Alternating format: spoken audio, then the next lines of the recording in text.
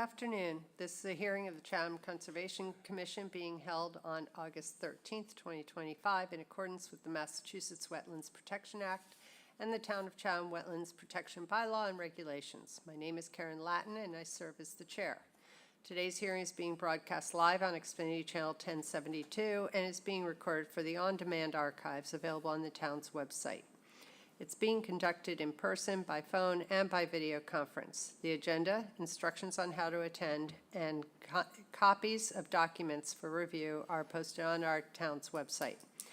To all participants, whether attending by phone or online, please remain muted unless you have been recognized by the chair. When recognized, please identify yourself for the record. If you're attending by phone, you can mute and unmute by using *6. If you are online and you are not a commissioner, please keep your camera turned off unless you've been recognized. Indicate that you wish to speak by using the raised hand feature. So that we have a record of quorum, I will now ask each commissioner to indicate their presence. Vice Chair Paul Johnson is not here. Elise Gordon? Present. Janet Williams is not here. Eric Hilbert? Present. Bob Delvecchio? Present. And I'm here. We've established we have a quorum. Are there any announcements or future agenda items that need to be done? Great, Greg. With a gong. Hi there, Greg Berman, your Director of Natural Resources. Before you get started today, I just wanted to take the opportunity to introduce Bradford Bauer. He is our new Assistant Conservation Agent, just started last week, and he's already hit the ground running. A little bit about his background. He comes to us from Woods Hole Group, where he worked for local, state, and federal permitting. Before that, he was the Coastal Ecology Manager of the Duxbury Beach Reservation. He's held a number of field leadership roles with U.S. Fish and Wildlife, Mass Audubon, and other organizations, so he's a strong background in habitat management and regulatory compliance. He has a bachelor's degree in ecology from UNH, a master's in environmental GIS from Unity College, and he also serves on his local conservation commission in Yarmouth. So might understand a little bit of some of the challenges you guys are going through. I hope so. He'll learn more about our specific town challenges. Yes. We're excited to have him on board. I know he's looking forward to working with you all and getting to know the project's people and community that makes Chatham special. Great, thank you so much, and welcome, Bradford. We're very happy to have you, and hope that you remain happy here. Okay, before we begin the agenda, Paul, are there any announcements for any continuances today? Thank you, Madam Chair. Good afternoon, Commissioners. We have two continuances. The first one is 170 Vineyard Avenue. That will be continued to 10/22/25 at the request of the applicant, and 202 Lime Hill Road, that will be continued to September 10th at the request of the applicant, 225. Perfect, thank you. At this point, Paul Whiteman, Chatham's Conservation Agent, will now lead us through the agenda. I will read the first one, which is a continuance. You need to make a motion. So it's 170 Vineyard Ave. This is an order of conditions draft. David Briggs is the applicant, map 10D, parcel 4-D114, DEP number SE103703. Proposed raise and replacement of a single-family dwelling. It was continued from October 23rd, 2024, and as I said just now, we're continuing it to 10/22/25. Okay, great. Can we have a motion? Yep, I move that we continue 170 Vineyard Avenue to October 22nd, 2025. Second. Okay, Bob? Aye. Eric? Aye. Elise? Aye. And I say aye. Next one, please. Thank you, Madam Chair. I'll read both of these, the Stetson properties, they're combined, so I'll read both legal ads. This is for a proposed order of conditions. Lots 28 and 28A, Stetson Cove Road. The owner is Bradley G. and Peter W. Watts, trustees, map 11B, parcel W2, DEP number SE103733. Project was demolition of an existing dwelling and construction of a new dwelling, swimming pool, and patio within the buffer zone to a coastal bank and invasive species control and management within the coastal bank and land subject to coastal storm flowage. It was continued from June 11, 2025 and July 9, 2025. Also, lots 27 and 27A, Stetson Cove Road, Bradley G. and Godfrey D. Watts, trustees, map 11B, parcel W2, DEP number SE103732. Project is demolition of an existing dwelling, construction of a new dwelling within the buffer zone to a coastal bank, and invasive species control and management within the coastal bank and land subject to coastal storm flowage, continued from June 11, 2025, and July 9, 2025. Great, thank you. Yep. Okay, is there anybody here that has any comments on what we did for these orders? Hi, Teresa. Good afternoon, everyone. Teresa Sprague with Blue Flax Design here on behalf of the property owners. We really had just one minor thing that we saw, and it's on, for Lot 27, Okay, and it's on page 11E, and it's number 9. And just the note that the Japanese maple shall be saved. And I think at the on-site, we discussed that there's really no way for us to protect and save that Japanese maple, but that the property owner, who I think explained that he had planted it a while ago on his own, assured the commission that he would replant another one. okay. It's a blood good maple. They're pretty standard trees. They grow quite rapidly.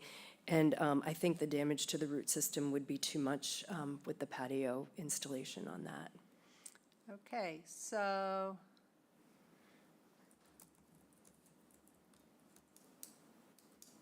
I'm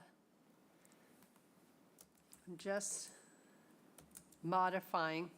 Yep. And then I'll read what I have.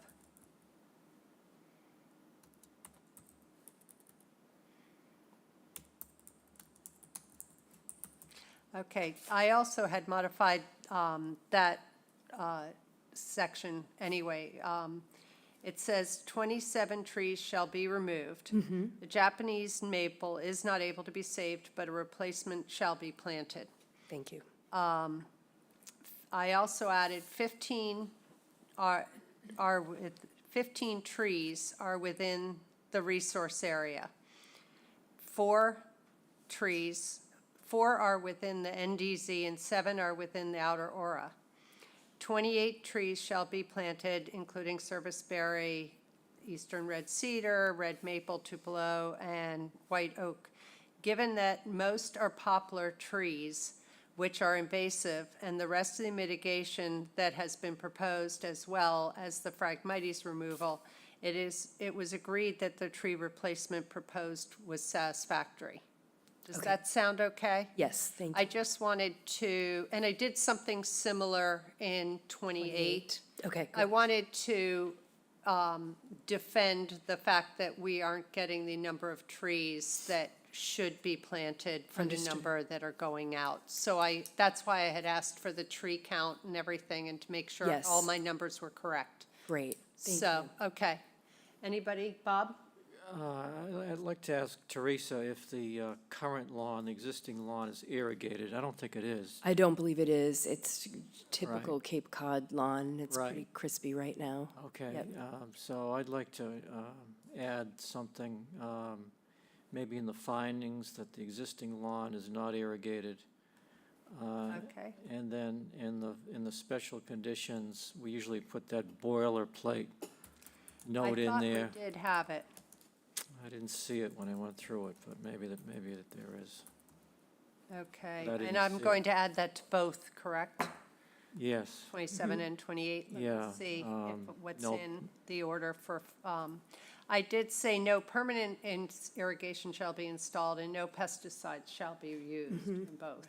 One Paul wrote and one I wrote. So Okay. that part is in the Okay. special conditions. Okay. It's separated out. Okay. Yep, I saw that. So that has been added as well. Anybody else or anything else, Bob? No, thank you. Okay, then I think we can have a motion to close and approve the orders as modified. Shall I do them together? I think we could, yeah. I move that we close the hearing on lots 28 and 28A Stetson Cove Road and lots 27 and 27A Stetson Cove Road, and approve the order of conditions as amended. Second. Bob? Aye. Eric? Aye. Elise? Aye. And I say aye. Okay, Paul, the next, please. Next is a order of conditions drafted for 75 Plum Daffy Lane Owner is Plum Daffy Lane, 2008 Nominee Trust, map 9A, parcel D14, DEP number SE10 3736. The project was construction of a patio within the buffer zone to a coastal bank, and it was continued from July 9th, 2025. Thank you. Okay. I do have, I don't know if there are any representatives here, but I do have an email that I received today and wanted, from the homeowners, and wanted to address their concerns with the order. So they said that one of the issues was on page 3, and it's actually within the description of the property, which was taken directly from the application. They wanted it modified, but because that came from directly from the application and was the description used, I don't want to modify it. What it says is the existing bank is partially protected by a revetment. They say the existing revetment extends the entire eastern boundary of our property line, which abuts the Oyster Pond River. The entire coastal bank is protected by the pre-1976 revetment. But I'm going to use the verbiage that came in with the application. Then they also, special condition 4, they had a concern about, and what they said was, can you please clarify that this provision applies to the new mitigation area? It's about,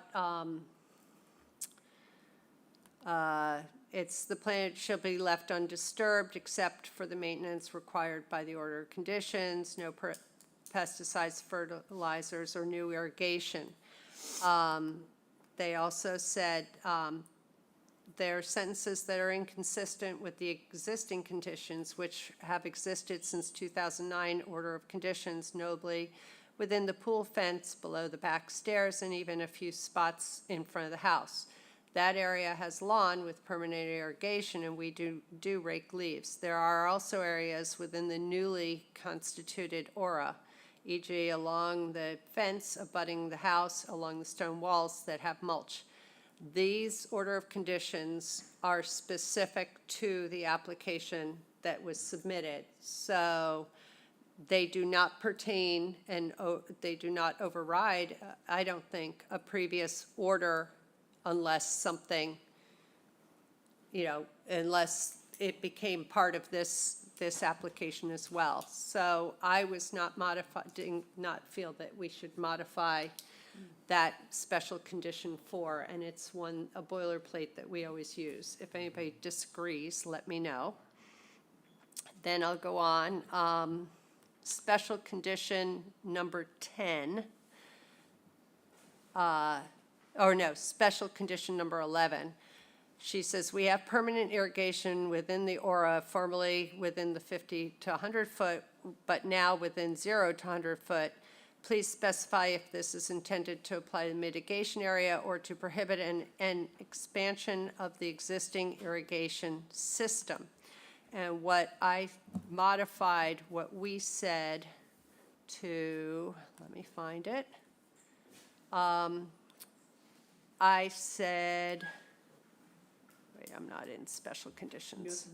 New permanent. No new, Specifies yeah. new. So no new irrigation is permitted within the NDZ or the aura, outer aura.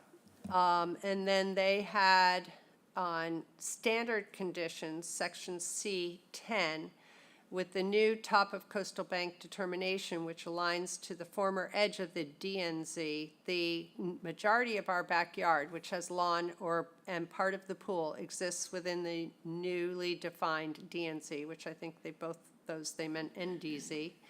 The provision requires the planting of a buffer zone of natural vegetation, which would be problematic. I don't see a reason to modify that because This pertains to the work being done, and it also, we do say that all of these conditions are as applicable to the application. So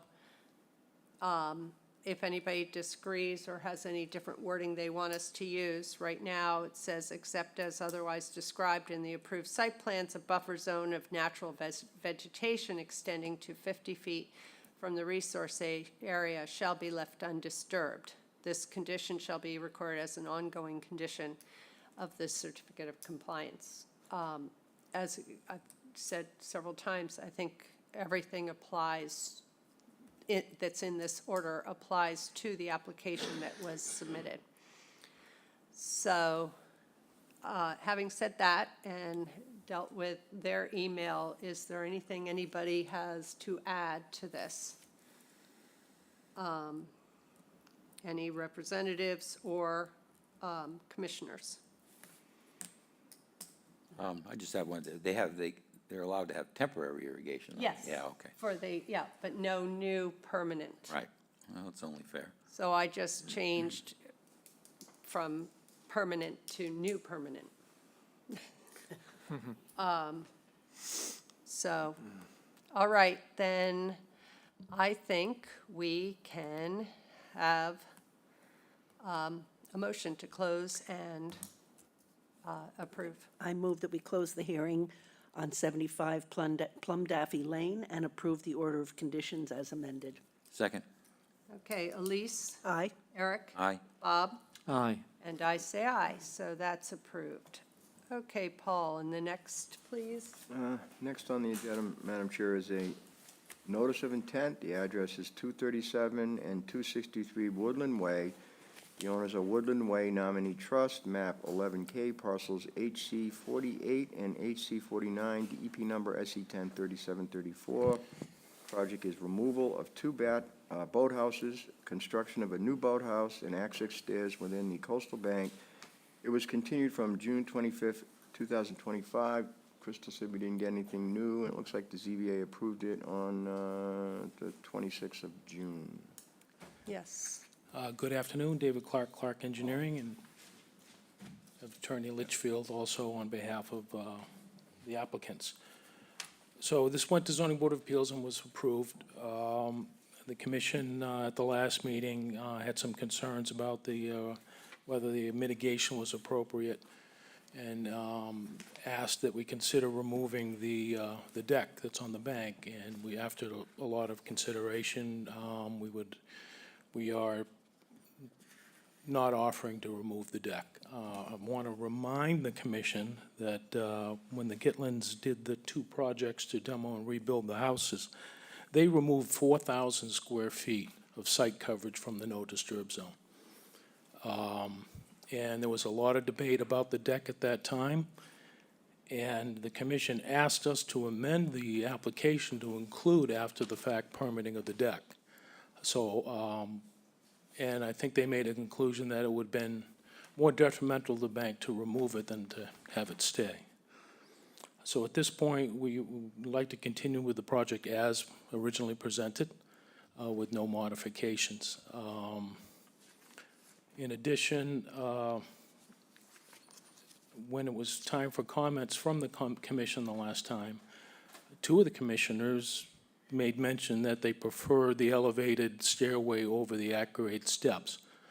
That's where the lion's share of the increase in site coverage is coming from, not the boathouse itself. I think the boathouse is only 20 square feet bigger than the combined two boathouses. So all that site increase is to improve the resource by putting in an elevated stairway and giving an opportunity to vegetate underneath that. If I could, Madam Chairman, add a couple of thoughts. Bill Litchfield. I went back and looked at listened to and watched the hearings, the three hearings from 2021. Mr. Delvecchio was on the board at the time. And I think it's important to recall what David said, that this was viewed, quoting members of the commission, as an excellent proposal, a lot to like about the project, a good project for the environment. All of that holds true, because what was done in terms of the 4,000 square feet of removal in the NDZ was critical. More importantly, as David said, the commission had questions at the time about the status of the deck as to whether it was there before 1978 or not. We explained at the time that the Gitlins purchased the property in 2018. The original owner purchased it in 1961 and is now deceased, so we can't prove anything. The then agent reviewed the old aerials, determined that the deck was there in 1990, and more importantly, at the commission's request, David amended the request, and the board made a specific finding that the commission finds that removing this timber deck would potentially result in more harm to the coastal bank than leaving it in place. I have tremendous respect for your findings. What you found in 2021 remains true. As David said, the bulk of increase is from the elevated stairway, which is certainly preferable to at-grade steps, and we can plant appropriate vegetation below it. In addition, in the 2021 hearings, you asked that we, in order to mitigate for the deck, that we do plantings around it, and that will be done if it hasn't already. So we understand your concern, but I think it's important to remember what you found in 2021, that the deck almost certainly pre-existed 1978, and it was specifically included in the order that you wrote in 2021. Okay, thank you. Commissioners, do you have anything, any comments, questions? Yeah, I was one of the ones that talked about the walkway. I do like the walkways. I just come from a different era, I guess. I'm a big believer on, previous use to be reused. But I was just concerned about, number one, is the square footage of impervious and what you had there to offer. The only concern I had is I walked around and there's mitigation all over the place. And it just seemed to me that for as far as the soft mitigation, it was kind of running out of space. On the top of the bank, there is like a very large pathway that goes into the bank to the right of that lookout deck that I don't think was in part of the mitigation. It's open, so, I was wondering why that you didn't offer mitigation in that area. That's my only, I would have, if you were to replace the steps in kind and then enlarge the shed down below, I would never have an objection to that. I just figured square footage for square footage. And I looked in the woods there, and a lot of the plants that were planted for mitigation in the middle of the woods are not doing very well. It's very shady in there, and there's irrigation, there's irrigation spigots halfway down the bank. It just comes to a point where the reason why I brought that up, it becomes pretty congested for mitigation, for what value the mitigation is going to do. But do you know what that path would be an area that you could mitigate? I don't know if you know what I mean, or last time you walked the property, but in the back of the house is I think with not the one with the pool, kind of in between. I'd like to see, I wish that we put the plans up on the We don't- Can we put the Can I site, interrupt? For whatever reason, I think David had asked that this be put up, but I do not have it in my Oh, town okay. gov. I would have it up there if I did. However. Nate, do you have a why don't plan? just- Dave, do you have a plan? We both have it, Eric. Dave, do Use you have the an easel. oversized plan that we can take to the Yeah. screen that we can all look at? Just use the easel and the point, about June there's an easel behind you. Grab that and use the. Paul, it's in the June 25th. It's in June 25th folder. Yeah. Well, I Yeah, but can't get into that here- from here. Can't. Not with There's this a, computer. there's no. like a Okay, let's see if I can share. big area that they could mitigate right there. Okay, let me see if I can do, it'll let me share it today. Usually it won't. Cross everything. See, Is there a it downside? doesn't allow me to share. I have to send a message.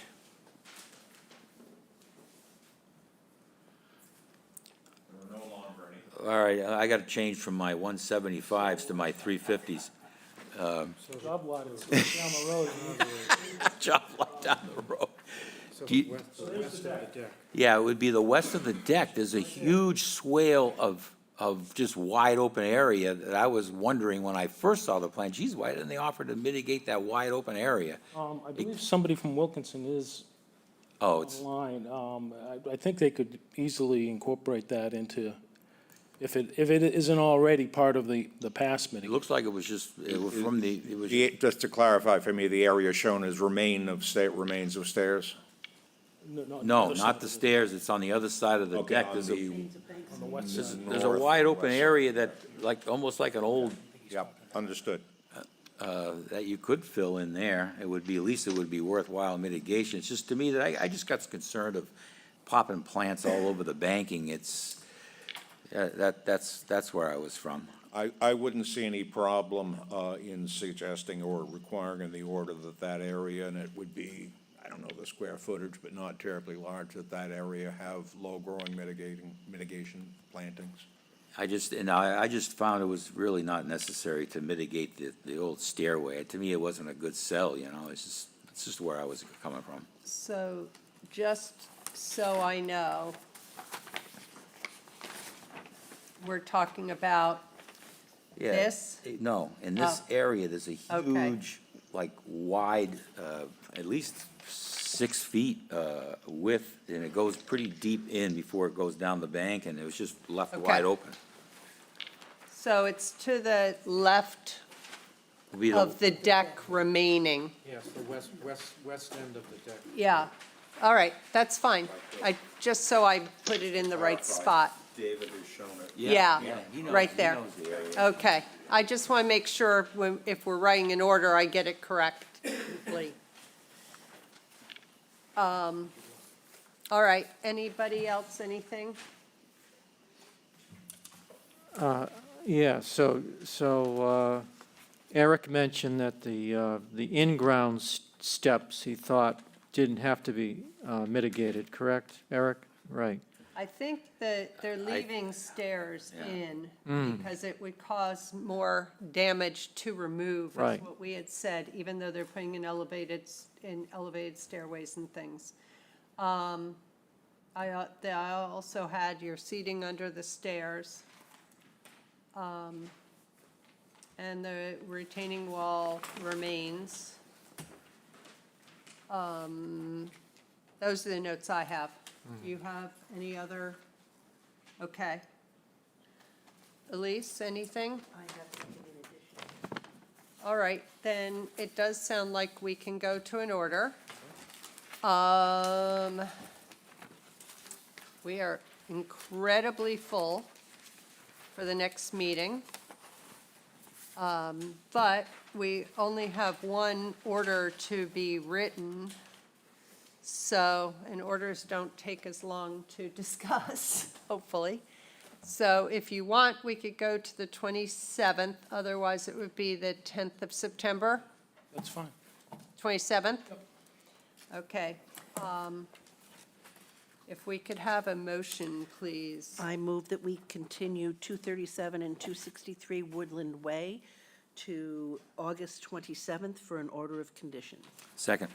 Okay, Bob, Aye. Eric, Aye. Elise? Aye. And I say aye.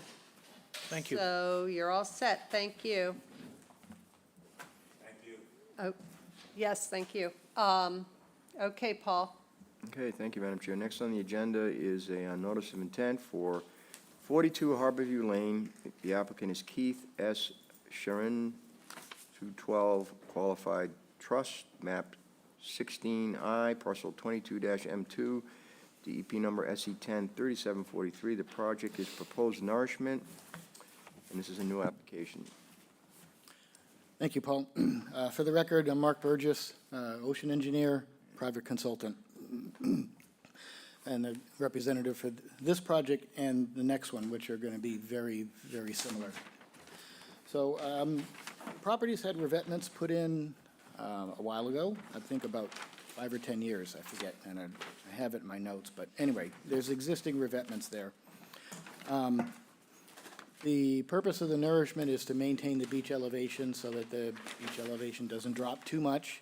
If it drops too much, then the toe stones can become uncovered, they lose their support, and then the revetment collapses. So most of this is just being proactive at this point. So the nourishment is placed only on the rocks. I don't put nourishment on the beach, because you do that, it doesn't stay. It doesn't stay very long at all. So we put it on the rocks, and we use the cracks and crevices of the rocks to sort of filter the sand down through the rocks, and then the ocean has a harder time taking it. So we want to meter it out that way, so it doesn't all get, yes? I'm just raising my hand, Mark, to put it up on the screen. Oh. Go ahead. Okay, so that it doesn't all get taken at the same time. It kind of more mimics the natural erosion process also. So we always place it on the rocks. Access for both of these projects, but access for this project is over the Foster property to the north. How many people have been to the site? Hopefully all of us. Good, good. So you saw the stakes that I flagged where the access is. That'll be matted with protective matting. The same contractor that put in the revetment is proposed to do the nourishment as well, so he's familiar with the site. The access will be, where I put the stake, right over the rocks themselves. So the first portion of the nourishment gets placed on the rocks, and then you drive over the sand that you just created. You only need a smaller excavator to drive up and down the beach to place the sand on the revetment. So he'll just drive down the beach right in front of the rocks, turn, and then place the sand as high as he can. I think he can get 20 feet high, so he can get all the way up to the top of the revetment. And then back and forth along the immediate frontage of the beach. We have 187 yards of nourishment proposed over 85 feet. There's a reason why I didn't put the nourishment over the entire revetment, and that's because we want to nourish the beach that the property is on. So the littoral drift direction is north to south. And I'm going to say if and when Old Harbor Road or Linnell Lane runs out of that sand, then this beach is going to start to get starved. For the moment, I believe there's still a sand source to the north. So again, this is being proactive. They might not even do it this winter. We have a file number. National Heritage responded as a no-take with a time-of-year restriction of April 1st to August 31st. No worries, no one's going to be doing it then anyway. They're going to do this in the winter. All the nourishment's above mean-high water, so it's all local permitting. And the last item that could be up for discussion, Catherine Ricks wrote a letter, which I responded to, about the amount of nourishment using the erosion rates. Now, those erosion rates, it's a lot of older data, first of all, and we know that. They're not doing those erosion rates anymore, CZM and the shoreline change, transects and all that. They haven't been updating those for quite some time. Having said that, we all know this is a very dynamic area. We just had a third break come through, so things can change like that, to where you have a nice calm beach and a little bit of sand coming and feeding it to just getting wiped out. So again, this is mostly being proactive at the moment, to be prepared so that when we hit the trigger point, we can put the nourishment on. Now, Catherine wanted us to potentially reduce the amount of the nourishment. She felt it was a little too much for. I have her letter to read into, Okay. as a record, so when You you're want me to done, I will. Okay, do you want me, I can respond to her comments now? Well, or if do you want, I can read the letter and then you can respond. However you wish. Madam. Okay. This is the letter we received from Catherine Ricks, who is the Coastal Resilience Director. I've reviewed the plans for the proposed nourishment at 42 and 54 Harborview Road, Chatham. These volumes are quite a bit more than a typical nourishment volume calculated using the short-term erosion rate by times the height of the bank / revetment times the length. The plans submitted do not show the actual elevation of the revetment, toe stone to top of revetment, so the calculation is based on the nourishment face shown. Quick calculations based on short-term erosion from Massachusetts Shoreline Change database. Short-term change rate it equals negative 0.7 feet per year. Height of revetment face equals 10 feet. 42 Harbor View is 85 linear feet. 54 Harbor View is 132 linear feet. 42, the minimum nourishment requirement equals 0.7 times 10 times 85 divided by 27, which comes out to 22 cubic yards. 54, minimum nourishment requirement equals 0.7 by 10 by 132 divided by 27, which is 34 cubic yards. The high volume of sand proposed is not likely to all fall into the voids in the revetment, but will easily sit on the rocks and slough off the revetment through wind and wave action. The nourishment sand is not compacted on the revetment and therefore erodes faster than the compacted existing coastal bank material. I would like to see a reduction in the volume closer to the short-term erosion rates to slow the loss of material at the site. Previous orders of conditions did include annual nourishment requirements. Though I am in support of the idea of a visual trigger for the nourishment cycles instead of an amount to be placed annually, the trigger point reduces the overabundance of sand at any given time, reducing the erosion rate at the revetment. I would recommend reducing the volume to a 2 to 3 year calculated loss of sand, or upwards of 66 cubic yards and 102 cubic yards respectively. Okay, yes, so I totally understand where she's coming from. My experience in other towns, we've done Paul may remember this from back in the day. In Dennis, they use 1 cubic yard per linear foot of revetment, so for compensatory nourishment. So if you were 100-foot revetment, you'd be putting 100 yards. Where's my notes? Okay. And then, so she suggests at the bottom of her letter to go, let's just talk about one property, 66 yards, which is 3 years. I would like to at least go to 5 years, and the reason is because this way they get, well, the 5-year is 110 yards, and we're doing it, it's a little more than 1 cubic yard per foot. But I believe when we do these in Dennis, once they put that sand there and it rains the first couple of times, it's all inside the revetment. So I do believe at least that much will fit. I'd love to keep it the way it is, because I still think it will fit and it will still go down into the voids and then meter out as storms and tides allow. But as a potential compromise, I'd like to go to 5 years, because we don't want to be tearing up the lawn and restoring all that and disturbance on the beach and things like that. We don't want to do it that often, and that's the reason for the trigger point. So the trigger point is proposed because the trigger points, instead of just willy-nilly placing X amount of yards of sand every year, that could be too much or too little. We don't know. Mother Nature is the one driving that bus.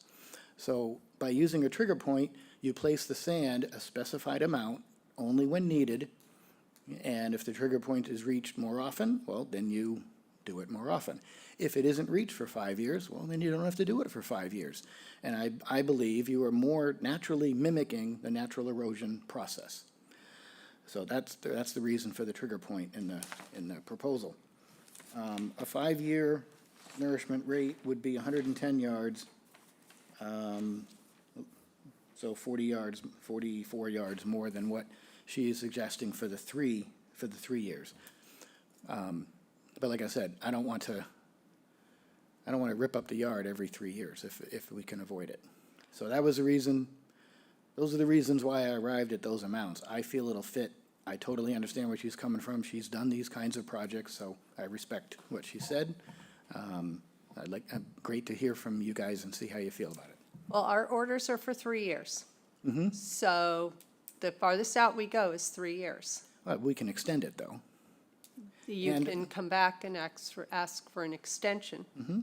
But the order is written based off of 3 years. So I'm just making that comment. I understand. Does anybody have anything to say about any of this? Yeah, I just want to say that I'm not really too concerned about ripping, I don't see how it's ripping up the yard, but I can't really justify that as the reason for changing it. Thanks. Can I add something? Yes, go ahead, Paul. So when we looked at it, Bradford Knight, the concern would be the marsh right in front of the revetment, which it was high tide, but if too much nourishment gets onto that marsh, Right. then it'll choke it out. It can only take a couple of inches. So that was one of the things that we looked at. And I would point out that the previous certificate of compliance limited the nourishment to 10 cubic yards. Monitor for 3 years, and then if you need it, 10 cubic yards. I don't think, I mean, Catherine's online too. Yes, and I'm so going to call on her I will next. defer to Catherine. Okay, Catherine, you're up. Hi, Catherine Riggs, Coastal Resilience Director. So one thing I would say is if we could go to these, this 2 or 3 year amount, because I do feel that the other amount's going to not go into the voids in the revetment. I just don't think all of it will slide in there. And if you have a large amount kind of humped on the front of that revetment, it is going to go in the first storm, which might happen before the first rain or at the same time. So if you were to do a 3 year amount and require monitoring and seeing if that does stay within the 3 years or not. So I think it's more of a monitoring that smaller amount before you put a much larger amount on there. That would then potentially go and slide off onto the salt marsh there.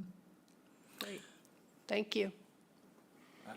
I had a question. Has there been any record, let's say in 10 years, of the marsh, of sand adding in the marsh? I mean, it usually gets pretty scarped out on the property south of that property. Yeah, I'm unaware of any other nourishment efforts on this property. I think When we originally approved this many moons ago, they were responsible to nourish the property also south of their property. I correct. could have sworn that was Yeah, that- part of the deal. You're correct, it was amended. And, Yeah. I wasn't aware of that. Yeah, there was a vacant lot next to it, I believe, and Yeah, and the amended. person that owns the lot next to it is up the hill. Well, okay, so what Catherine's suggesting is not, I mean, it's fair. I understand. On cases like this, I try to work myself out of a job, so I would, at the end of 3 years, I would request a certificate of compliance with ongoing conditions based on the monitoring and things like that. And that way, nobody has to do anything except make a phone call to Paul and say, hey, we're gonna renourish this year, the trigger point's been hit, and everybody moves on Right. nicely. Well, that's what we normally have. Yeah, So, that's, in the future, that's all fair, I'm fine with that. okay. So really, just discuss whatever amounts you are willing, and we'll give it a shot and see what happens. Since Catherine's our expert, and I She like, is. I like our experts, I listen to them. I would prefer to listen to the recommendations of Catherine. I agree. Yes, we have to keep our job. If we want to keep her happy, too. Bob? I got a question, a couple of ahead. questions for you, Mark. Yes, How come the stairway is shown on 42 down the revetment, but not on 54? Why is that? I don't know. Thad did the survey. He's not, I don't know. Okay. And there's a lot of beach grass around that stairway at 54. You're not going to place sand over the beach grass, correct? I wouldn't know. I would instruct Denny to go far enough between the stairs and the house to miss that portion of it. Okay, So you know what I'm right, talking I- about, though, correct? Huh? You know what I'm talking about, that Yeah. area? Yeah, just south of the wooden stairs on the you're on a different property for the next project, but. Right. Yes. Right. And is it possible to add more plantings of beach grass anywhere, just to kind of stabilize that area? Not on, when you nourish revetments, the roots don't have anywhere to go. Okay. And beach grass needs 3 years to get established, and I'm certain it'll all be gone by then. So where it is now, that seems to be less action, so maybe it gets established there, and it'll spread on its own. But I never plant directly over a revetment, because there's nothing for it to grab onto. Yeah, okay.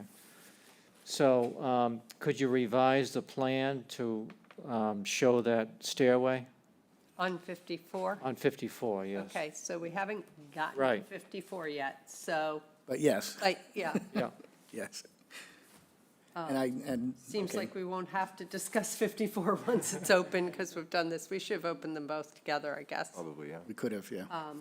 okay, thanks. So nothing else? Nope, Okay, so for 42, I think we've said we're going to go with Catherine's amount, which is 66. And then, of course, the monitoring. And of course, after that, you can always contact the office if there is future nourishment needed. Does that sound accurate? Fine, except I'll be retired by then. Right. Well, maybe I will be too from here. Who knows? I might be tomorrow. No, I understand. after all this. So given that, I think that we probably can go to an order for 42. And I'm going to say, you're not in any rush, correct? No. Because it can't happen now anyway. We have already 2 orders for the 10th. I would love to push it out till September 24th, if there's no complaints about that. Just a second. It's the 4th Wednesday. My phone says I'm free. Perfect. Then I think we can have a motion to continue this for an order, and it'll be to September 24th. I move that we continue 42 Harborview Lane to September 24th, 2025. Second. Or an order of conditions. Second. Okay, Bob? aye. Eric? Aye. Elise? Aye. And I say aye. Okay, Paul, the next, Well, please. one second, do you need a revised plan showing the 66? Yes, we do need a revised plan before that. Okay, I can do that. Thank you. Okay, the next, Paul. Thank you, Madam Chair. 54 Harborview Lane, Dune A. Foster, 212 Revocable Trust, map 16I, parcel 21-M1, DEP number SC 103744, proposed beach nourishment, new application. You can actually Okay. put the plan up if you want. Do we need the plan up again? It's the same plan. Yep. Just add the stairs. So what I have from our discussion with 42 is that we need a new plan that shows the stairs on the plan. We would be going with the amounts that Catherine suggested, 102. which is 102 cubic yards, which is a 3-year amount. Is there anything else for this, or anything that you want to add for 54 that's different than 42? No, I think in your conditions, we want to avoid the existing beach grass. Yeah, And he could cover that with like a foot. Beach grass can adjust to a foot or 2, but I'd say leave it alone, but myself. What else? Let's see. That's about it. That one's, so the nourishment distance will be less. If I show the stairs and I'm only going to nourish south, the distance will be less and the volume would be a little less. okay, So we'll have to adjust that. Okay. Or just put it there. Maybe the grass is gone by the time we nourish it. So we could just leave it as it is and just say, okay, if there's, avoid any existing beach grass. That covers wherever it ends up. okay. Fair enough. We could say that it's avoiding all the existing beach grass and leave it at 102. Catherine, are you okay with that? She might have gone off. She's still. Yes, no, I'm here. I'm here. Yep, Yes, the 102 and avoiding the existing beach grass and the Okay. monitoring over 3 years. perfect. Great. Thank you very much. So, Do you have a, Bob, Do you have thoughts on your monitoring? Is it just after 3 years, go look at it, or depends on what happens in 3 years? Well, if the customer calls you that their house is getting close to falling in, that might be an indication. Oh, that- please stop. That won't Not happen. even funny. That won't happen because of the quit. revetments, but, yeah, so monitoring reports can be cumbersome to do. I guess I would suggest just that we leave the order open for 3 years. If they decide to nourish it in the first year, then they're gonna have to look at it again after 3 years to either continue or close it, so the system will kind of take care of itself. Right, Okay, fair enough. right. Do you have thoughts on that, Catherine? Yes. So my thought on the monitoring, which makes it a little more aware, instead of having to have a professional consultant go out there every year, if you have that trigger point marked somewhere physically on the stairs or on the revetment, the homeowner themselves can go out once or twice a year, maybe spring and fall, and take pictures and send them into the Conservation Commission. And then that would give more of an idea of how much sand is either building up or eroding from the sand placement at that location. Just visually having that. Doesn't really have to be more of a report, just something to visually show what's going on out there. That's a great idea. I'm sure they're on the beach to take a picture. Right, Yep. okay. Bob? Since you're going to revise the plan, how about if you show the beach grass on the revetment as well as the stairway? As existing? Please. And then, would it be, I think it would be a good idea to have before pictures of the beach before you start the project. And then when you complete it, you know, And maybe- the initial, Yeah. the initial placement of the sand. Yeah, I can do that, and that's fine. Okay, I'll be there anyway. thank you. Okay. Anything else? Okay, then I think we can go to an order as well for this on the 24th. And if you would please get the revised plan in as soon as possible, because we will try and work on these ahead of that. I move that we continue 54 Harborview Lane to September 24th, 2025 for an order of conditions. Second? Okay, Bob? Aye. Eric? Aye. Elise? Aye. And I say aye. Okay, Paul, the next. Thank you. Thank you. Pleasure Next to on, work with you. Mark's going to stay right there. Next on the agenda is 202 Lime Hill Road. Lime Hill 22 Trust is the owner, map 12E, parcel 4-B6, DEP number SE 103746. Proposed elevated catwalk, maintenance of an existing path, and mitigation. This is a new application, and the applicant, Mark, has requested to his clients a continuance to September 10th, 2025. Great.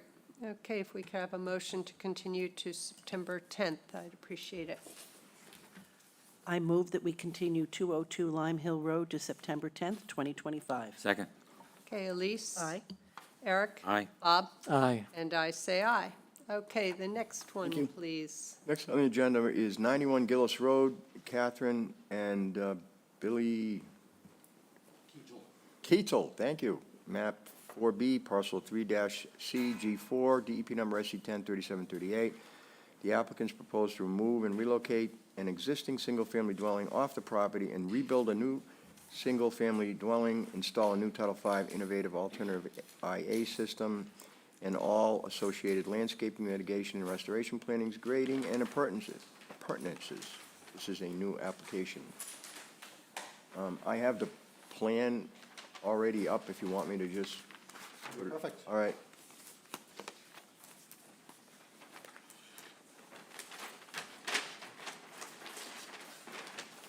There's a laser pointer there if you want to use it to your left, to your right. Yep. Alrighty, good afternoon. My name is Zach Basinski. I'm a professional engineer with Bracken Engineering. I'm here this afternoon on behalf of the applicant, Billy and Kate Cagel. As mentioned, this is 91 Gillis Road, an existing developed single-family lot. Resource on or near the lot, Taylor Pond to Plan South, down here. the associated salt marsh, a VE flood zone at the bottom, X zone, and then the associated coastal bank delineated under the local regulations and DEP 92-1. The top of the coastal bank is shown here in red on the limits from there. As mentioned, the existing structure is a three-bedroom house built in 1924, currently serviced by a cesspool. There is no records of the on-site septic system. So as the applicants are looking to take this existing dwelling, relocate it across the street onto a vacant lot, and then build a new single-family house on the lot. We're going to be maintaining a three-bedroom house on the lot. Project was originally scheduled to be in front of the commission in July. We received word from the Zoning Board of Appeals that we do need a special permit from them. So it was continued, and a ZBA application was submitted, and we are scheduled to be in front of the ZBA on September 25th. Oh, okay. So as for the redevelopment of the project, applicants are maintaining a three-bedroom house. The septic system has been sited on the plan north, or furthest away from the resource areas on the lot. And then based on the minimum Title V setbacks from the septic system, the house was sited in its proposed location, in line and very similar to all the abutting properties in the area. The project does result in an increase in structure area within the 100-foot buffer to the coastal bank. Under existing conditions, we have 1,320 square feet of house and deck area. The existing deck is about 48 feet from the coastal bank. Under proposed conditions, all the structures will be outside the 50-foot buffer, and we'll have a 51-foot setback to the coastal bank. The project results in an increase of 1,621 square feet of structure within the aura. We're looking to offset that with 1,950 square feet of mitigation planting. And also, this lot was historically maintained and cleared further down to the resource areas. So we're proposing restoration of another 1,957 square feet as part of the project. And all that extra is within the aura zone down here on the bottom. Planting plans details were provided from Sebacia on the back. Typical plantings, they will consist of, I'm going to remind myself, beach plum, bayberry, chokeberry, sea myrtle, Virginia rose, some purple lovegrass, and we have some also additional trees, white oak, pitch pine, and Canadian cerasberry. Plants were specified based on a project and a mitigation plan that was reviewed and approved by the commission for the abutting house. So we maintained the same species and carried that across onto this lot as well. We believe there's a vast improvement with the project. The applicants are voluntarily putting in a denitrification septic system as part of this, maintain the three-bedroom septic, so there'll be a reduction of nitrogen loading, protecting the groundwater. An erosion control barrier is sited right at the 100-foot buffer to the salt marsh. So all grading work will be outside that 100-foot buffer on the lot. All proposed structures will, again, as mentioned before, will be outside the 50-foot buffer to the coastal bank on the lot. Dry wells are installed to mitigate runoff, and then the increased buffer zone on the slope will also help filter and protect stormwater runoff on the property. So with that, we believe we've met all the local performance standards, and we'll open it up for questions and comments. Thank you. I just need it, before I open it to everybody else, I just need a couple things clarified. So on the site plan that's you submitted, that the comment was, 7/25/25 revised for ZBA submission. Okay, its coverage in the outer aura is less than, originally you had said 1,775 square feet increase, and now you're saying 16 or 7, well, no, that still adds up to, well, pretty close to 70. which is correct, is really what I'm asking. I'm going with the second one, with the 1621. The 1924 was, 1621? that was the structure increase.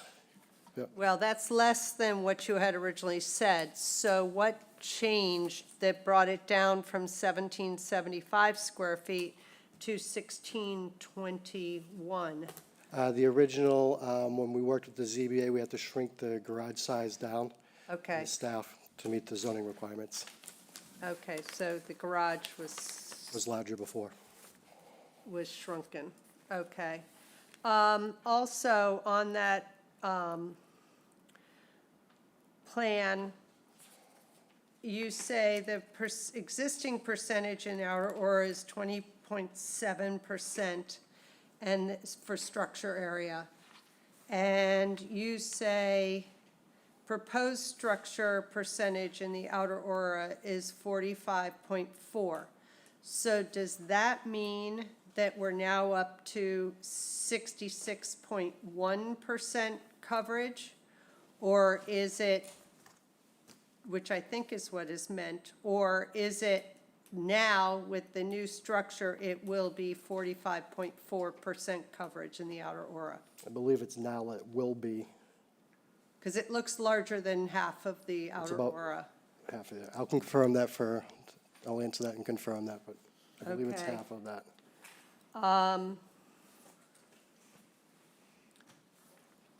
Then,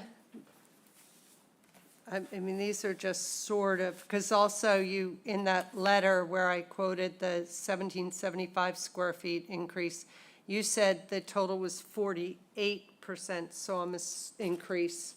So I'm assuming that's now why it's 45.4 is because the number's gone down a little bit. Yep. Okay. As I said, these are all just sort of housekeeping. One of the issues I have with your mitigation and restoration plantings is that we like to see how much is going in, and you're saying it shall be coordinated with conservation staff. That's not how we do it. Okay. We need a plan that shows this many of this are going in, where they're going, you know, and I know that's approximate, things get moved a little, but we need a true mitigation plan that shows numbers, the size, and everything. And same with the trees. Are there any, I don't see it reflected, the trees coming out. There's no proposed trees within jurisdiction coming out on the left-hand side. Okay. Yeah, it's all All outside. right, the I just buffer. wanted to make sure, because I know you're putting in trees, so I just wanted to be sure that no trees were coming out. Yep. Okay, having done all that, now I'll open it to you guys. Anything?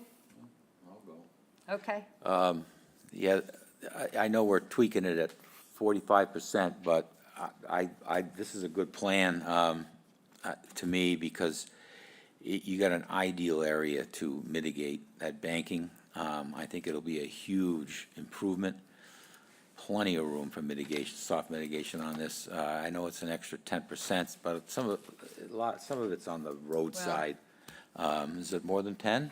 it may be 60%. Well, 60.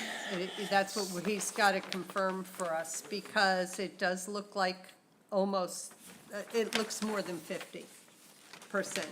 So that's something we will get confirmed. Yeah. But, you know, if you're going by 45%, that's a big difference. Yeah, because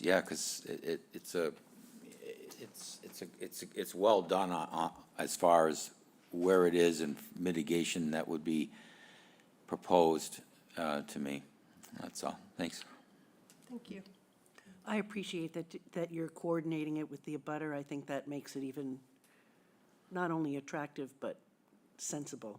Exactly. So and the only other major comment I had was to quantify what's going in. Anything, Bob? Yeah. So the trees that we have on the plan marked in red, those are going to remain? No, those are the trees that are coming out outside the 100-foot buffer. And those are the only trees on the lot that are coming out. Okay, We just wanted to show they're outside the buffer. I see. Other than that, no trees are coming out. Nothing in the aura or within the buffer zone. Okay. The cesspool that's existing, that's going to be filled. Most likely be taken out. We haven't found it yet on the site, so Oh, so you don't know where it is? we don't know where it is. There's no records. The house was built in 1924, so. Suppose you could probably follow the Yeah, pipe. yep.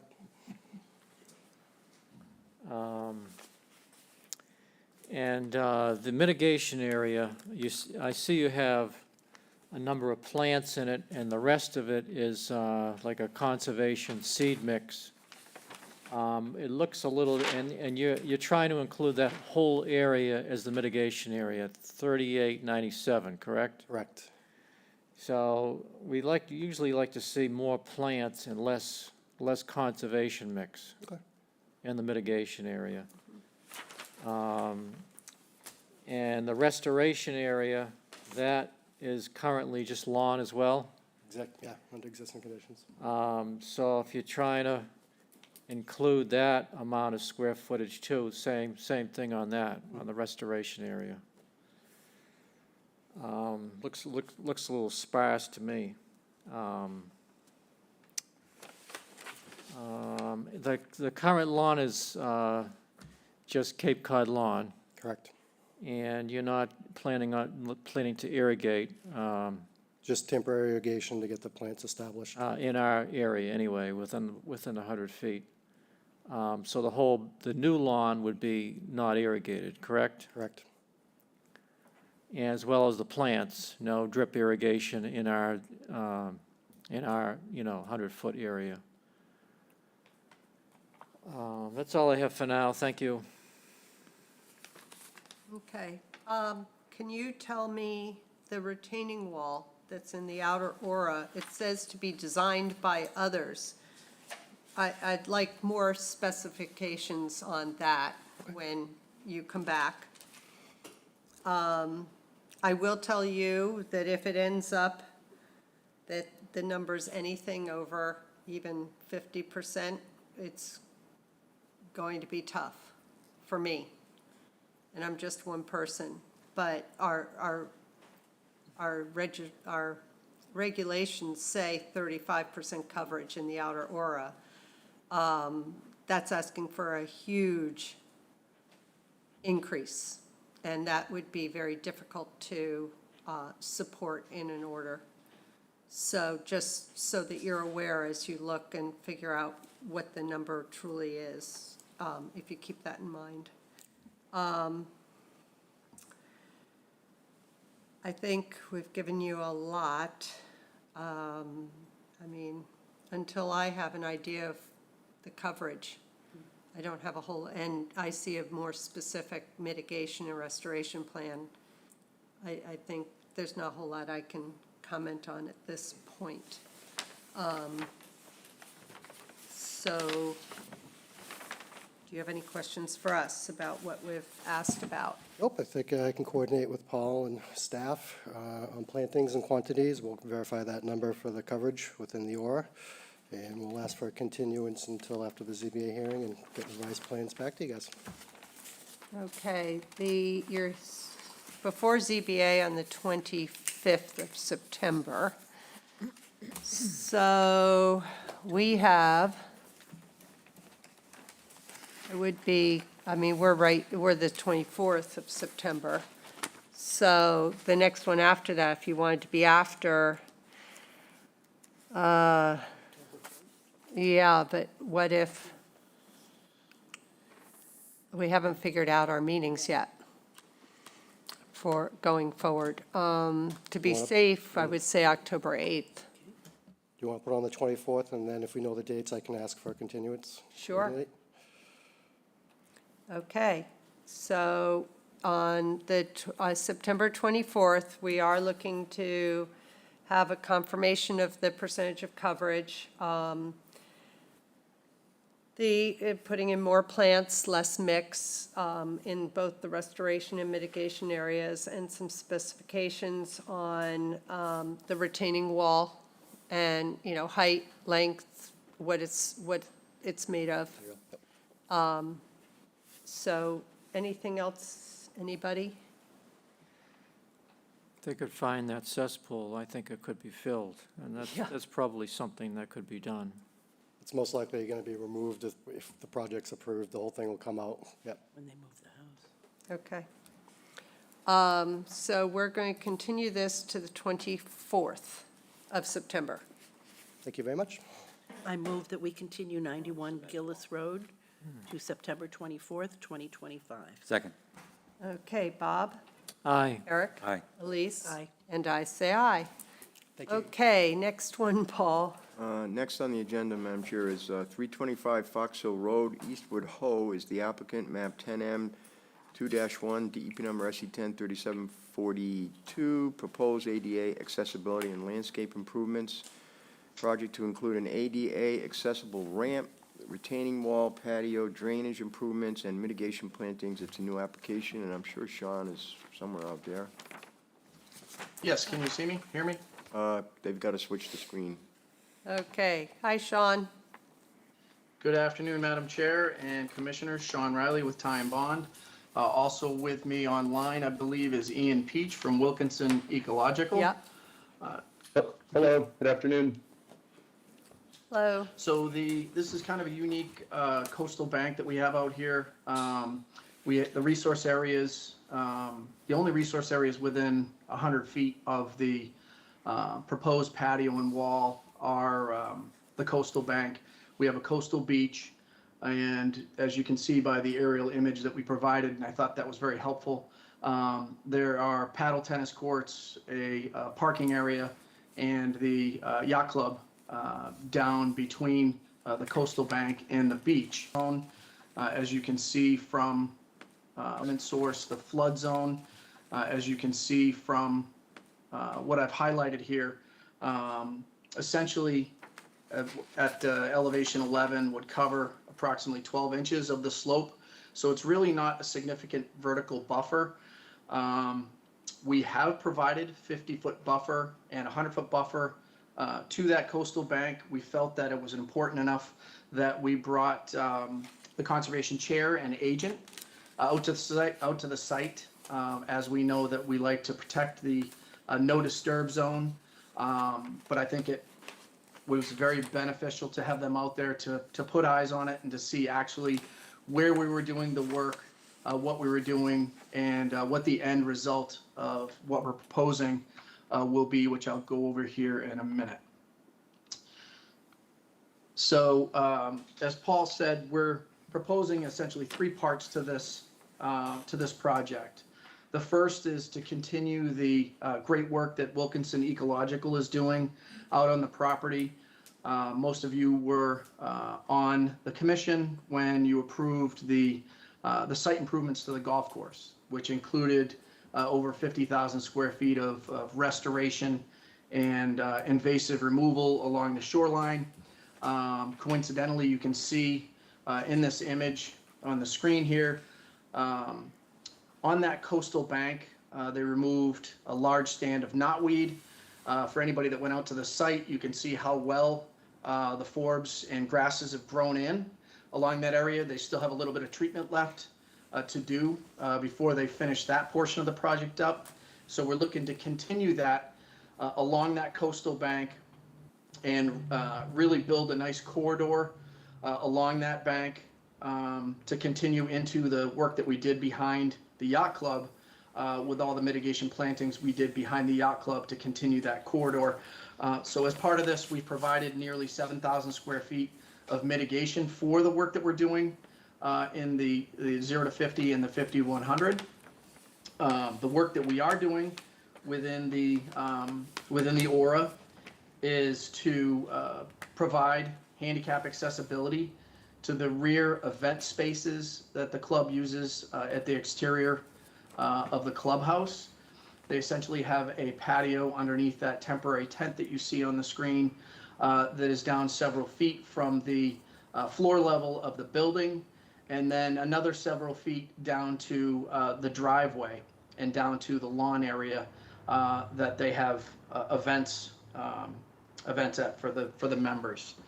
So we'd be looking to add in 2 handicap accessible ramps so that members and guests would be able to pull up, drop off anybody that needs to use those accessible routes. They would then travel up the ramp into those event spaces. We're proposing to remove the lawn within those areas and provide stable surfaces that are ADA accessible. And within that, we're going to have a pervious patio with slot drains, which I can share with you if you'd like to see what a slot drain system looks like within those patios. It's very similar to what you see as a pervious paver patio, but rather than infilling it with pea stone within the joints, they're actually 5/8 inch wide slot drains that then transport the water to the subsurface stone and drainage to infiltrate it within the area. So that is the major build out or scope of the building portion of this project is a retaining wall, the 2 ramps, and the patio surfaces. The other third aspect of this project is to remediate some of the drainage issues that are going on out there. Their roof downspouts, the patio, the rear lawn area, they're all directed out over the lawn and down to the existing driveway that then leads down to the parking area between the paddle tennis court and the yacht club. So what we're looking to do is capture the roof runoff, pipe it over to a pipe network to a subsurface recharge basin that we within the mitigation area, and also to cross slope the existing driveway into a grass swale and then into a rain garden that would have a beehive grate, and then that excess would then flow into again that subsurface recharge basin. So we feel that at the end of this project, this will be a win for not only the club but also for the resource areas in the area, with essentially creating a very large wildlife habitat corridor that's currently maintained as part of the club. You can see that the patio space that they're putting in is entirely within the turf lawn area. This is all managed lawn area in here and managed fescue over the other side. And Ian, I've flipped your plan completely 180 degrees upside down so that it would be in the same orientation as our plan. So I will turn it over to you to talk about what you're doing for the mitigation. Great, Can thank I you, interrupt Sean. you 1 second? Where are Sure. the drains? With your cursor, can you show me where are the drains under the patio? I So mean, the dry wells or whatever they are? Yes, so the dry slot wells, let me drain? go back to the, Well, it's got to go somewhere from the slot drain. yes. So there Oh, are I see. three 6-foot diameter precast pits with 1.5 inch crushed stone around it that are all subsurface. And that's all within the lawn area. There's no existing vegetation other than grass that's being removed. There are no trees to be removed within the area that we're regrading, just to be clear. Thanks. Okay, Ian. All right. Yeah, thank you. For the record, again, Ian Peach from Wilkinson Ecological Design, supporting and representing this project today. Appreciate Sean's introduction. And he's absolutely right. The first thing I want to speak to is what you can see is that contiguous adjacent area that's shown with a hatch. At this scale, about the same size. So we love in ecological restoration and mitigation when we can continue the good work and create a greater contiguous native plant community and habitat corridor. And then, of course, in a larger scale, just to reiterate what Sean said, this is part of a greater and increased connectivity across the margins of the entire course, which is something we've initiated and permitted with your body, and are excited to make this piece another robust part of that overall comprehensive edge corridor of this course. Some other project benefits I want to speak to. We're going to decrease stormwater runoff and obviously have a strategy that Sean articulated. But from a plant standpoint, with that grading, we're going to have a denser and more robust, deeper fibrous root systems along all the edges and across this bank. And then, of course, we have this rain garden. which we thought about, and we have 19 different native herbaceous species that we've chosen specifically for the rain garden area. So not only are you going to get the stormwater management and infiltration, but you're also going to do it with biodiversity, plants, and benefits for pollinators. The other thing I want to speak to about this area is you see the trees on the plan, the canopy. It has an existing canopy, but basically a lawn, for lack of a better term, a managed understory. What we saw immediately as a way to bring an ecological benefits and a little bit more complexity and function to this site was to stratify, to bring in that shrub layer. So that's why we proposed these 70 different native shrubs, as you can see, throughout, matching the tolerances for shade and where sun is to the specific locations on site. And that's 7 different species of 70 shrubs. The other thing we're doing is to continue the good work. We're going to be seeding this entire area, and that has 11 different species of native grasses and forbs. So there'll be the seeded base, the shrub layer of different scales and sizes, so you're fully stratifying, and then we're not removing any trees, so we maintain that canopy. So really, we feel like both horizontally and vertically, we're bringing greater benefits and functionality to the site. Those are the main things I wanted to speak to. I'm happy to talk about any more details, but we definitely, in summary, see this as a real ecological uplift to this specific location that you're looking at today, but also in the larger scale, a puzzle piece to make a greater benefit to the entire resource of this part of Chatham. So thanks for your time, and we're happy to answer any questions. Great, thank you. Anybody have any questions, comments? Go ahead, I Eric. just want to say from your presentation that I'm picturing the Garden of Eden. Okay. Oh, nice. Anybody else? Bob? I got a question. It's on a slope here, Ian. What about erosion? As you plant this exactly. area? So we're proposed for erosion control blankets, our typical biodegradable erosion control blankets that go down to protect any areas we need to. And then immediately with any management of species, we're also getting things seeded. So it's our typical strategy of getting that living mulch going of the seeded species, but also relying on that 12, 18th month ECB or erosion control blanket to help hold things in place while the plants are establishing. You can see a much greater slope right on this aerial, and at this stage, when this aerial photograph was taken, that's a successful installation of erosion control plant at a greater degree that allowed for the germination, and which we're well on our way with, of those grasses and forbs adjacent to this project area. Yeah, I just wanted to say, we're in a pretty substantial drought right now. Where do you plan on getting the water for all this watering? Well, I think, at this scale, this would be part of that other, focused and temporary irrigation that we like to get the plants established. We have a little bit of a beneficial effect here from the overstory that will keep it from baking compared to some areas. So we expect just kind of a targeted, thoughtful temporary irrigation will help get this going on the right foot and not be overly impactful in terms of water usage. It all sounds good to me. And fingers crossed. Elise, anything?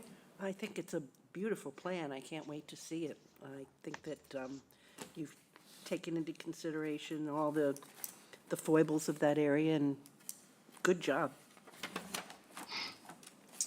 Okay, so I think we're not asking for anything new, and there are no trees coming out, correct? That is correct. Okay, just wanted to get that, make sure I got that.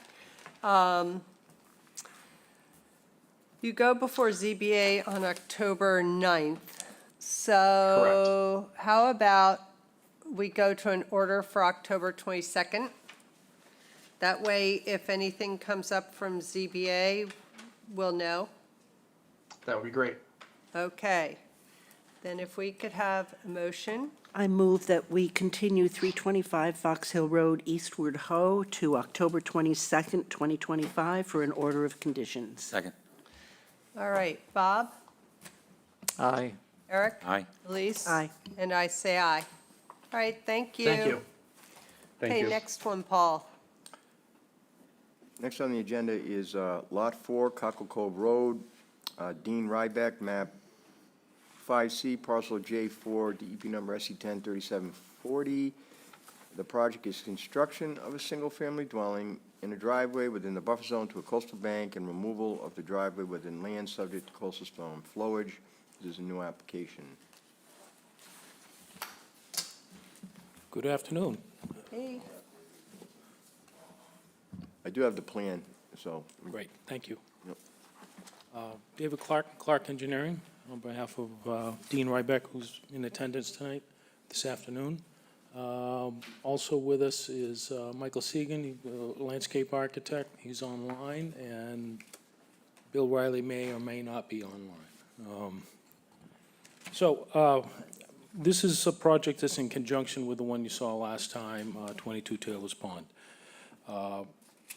The idea of the project is to create basically an accessory dwelling unit to the other property. That's why it's a flipped house with a parking underneath and 2 bedrooms above. We are asking for a variance from the site coverage limitation of the outer OR. As you know, your regulation limits it to 35%, and we're at 47.6%. One of the reasons why we're over is that the outer OR on this lot is a relatively small area. It's just under 2,700 square feet. So any alteration of that area quickly adds up as far as a percentage. The other reason, the main reason why we're covering so much in that area is that, like I said, this is an accessory structure to the primary residence next door, and therefore there needs to be a connection between the two. We're not providing a garage space on the other property, so there needs to be a connector as far as the driveways. And the structure itself is just outside the 100-foot buffer. So really, all that site coverage is the pervious driveway. One of the benefits of this, and that was one of the goals of the project, was to only have one driveway to the 2 properties. So in considering that, we needed to make an improvement over to what's there now. And as we said at the last meeting, the existing driveway goes through the floodplain as access. So we're moving the driveway outside the floodplain, so that area will be restored. And in doing so, it shifts the access from the property next door onto this one, and that's why we're over. In my narrative, in the alternatives analysis, I talked about how this lot could be developed if it was owned by somebody else, and if they didn't have the idea of creating a family compound. And that alteration would be significantly larger.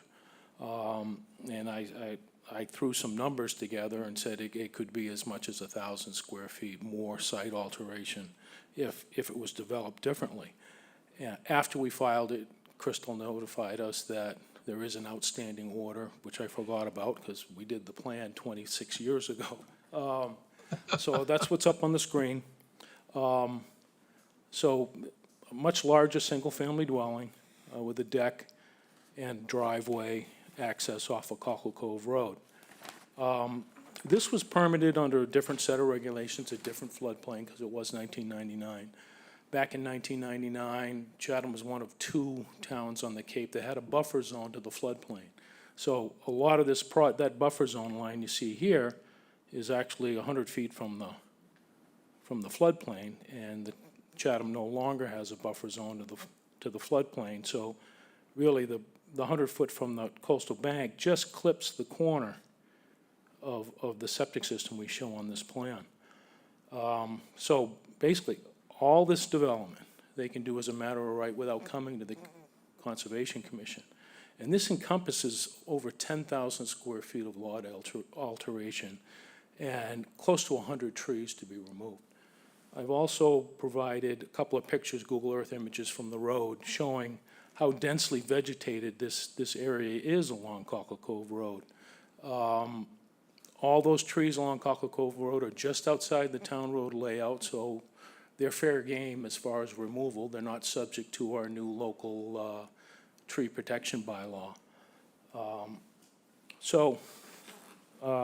Going back to the plan that's before you today, this one's over 10,000 square feet of alteration. We're proposing just under or around 3,000 square feet of alteration. So if the idea of the buffer zone providing wildlife habitat is the primary function, then this plan is superior than what could be done as a matter of right outside your jurisdiction. A large portion of the vegetation on the lot is well outside your purview, and this plan that's before you preserves a lot of that or removes it from development. That's the basis for the variance request. Michael Seegan's here to talk about the landscaping and the restoration plan. I believe only 3 trees have to be removed, and the commission did notice the 16-inch oak that was on this plan at the last meeting. And we looked at ways to preserve that. And unfortunately, because of the grade change required to get into the garage, we're taking 65% of that root structure out of one side of that large tree. So even shifting the driveway over just enough to save what you would see as the trunk, we're still taking out 50% of the root structure. And it's hard to imagine that tree could survive that, along with the drop in grade of a couple of feet. But like I said, Michael's here to talk about the landscaping if you want to hear from him now, or I'd be happy to answer questions about the site plan. No, I think we'd like to hear everything, and then we can ask. All right, Michael. Good afternoon, Mike Seegan with Richter and Seegan. Also with me is Rachel Meyer from our office working on the project as well. I will be presenting as David said, the mitigation planting plan for Lot 4. But as Dave also mentioned, Lot 4 is an integral part of the overall plan, including 22 Taylor Pond Road, which we talked about at the last meeting, and is shown here as one property, given the 2 properties are synergetic, and because also the mitigation area for Lot 4 is on Lot 22 here. So we'd like to just do a very quick overview of the overall plan and then zero in on Lot 4 and end on that. Because really, as I mentioned last time, that both sites were designed as one really single cohesive landscape. The existing landscape, if you've been out there, especially around 22 Taylor Pond Road, is characterized by mostly ornamental plantings and areas of maintained lawn. This continues into the very lower or westerly portions of Lot 4. And as you move into Lot 4 and up the wooded hillside, as David mentioned, the vegetation consists of large mature pine and oak trees. Most of this wooded area is outside the 50 to 100 foot outer or area, and much of it is being preserved, including the dense vegetation in the town-owned parcel as well. This overall plan proposes mitigation plantings and lawn reduction, both within the coastal bank and buffer zone. of approximately 3,220 square feet, which is in excess of the 3,320 square feet, excess of 3,241 square feet that is required based on David's office's calculations. The mitigation area colored in green here consists of a native wildflower meadow shown in the darker green, which converts the existing lawn that's on the property now at this part of the area. A native grass shrub meadow shown in the lighter green in that upper northwest portion of the property makes up the rest of the mitigation area. The next drawing. So with that sort of overall plan as background, this is the mitigation and planting plan for lot 4, which obviously focuses on the application that's before the commission today. There's 1,198 square feet of required mitigation area, and we're proposing 1,224 square feet that's shown again in the light green. This is the wildflower meadow, and it's really designed to attract and support pollinators and wildlife, which is, again, a big focus of many of our plants that we're producing now. And it converts, I think, another key part, much of the existing lawn to native meadow. The area here, the mitigation area, is demarcated by a split rail fence along that entire western property line, and markers along the native grass path clearly designate this mitigation area. And I talked about that, about 20 Taylor Pond Road, a little more detail last time. As you move to the east and up lot 22, all the plantings in the NDZ are native. And then moving further to the east, the vast majority of plantings in the 50 to 100 foot aura on 22 are native as well. And then as you move into lot 4, all the proposed plantings within the 50 to 100 foot regulated area will be native species. As David mentioned, there are 3 existing pines and 1 oak that are to be removed in lot 4 regulated area. And this is in the area of the proposed driveway and garage. And also, as David mentioned, the 2 trees in the corner there that he commented on the oak, but the pine as well. There's extensive grading that needs to happen here because we're sliding this garage into a sloping hillside, so there's quite a bit of cut around those trees. We typically look at the critical root zone around the trees, and actually the oak itself, because of the grading related to coming up the hillside, regrading that hillside, there's almost 100% of the critical root zone being disturbed in the oak and over 50% in the pine.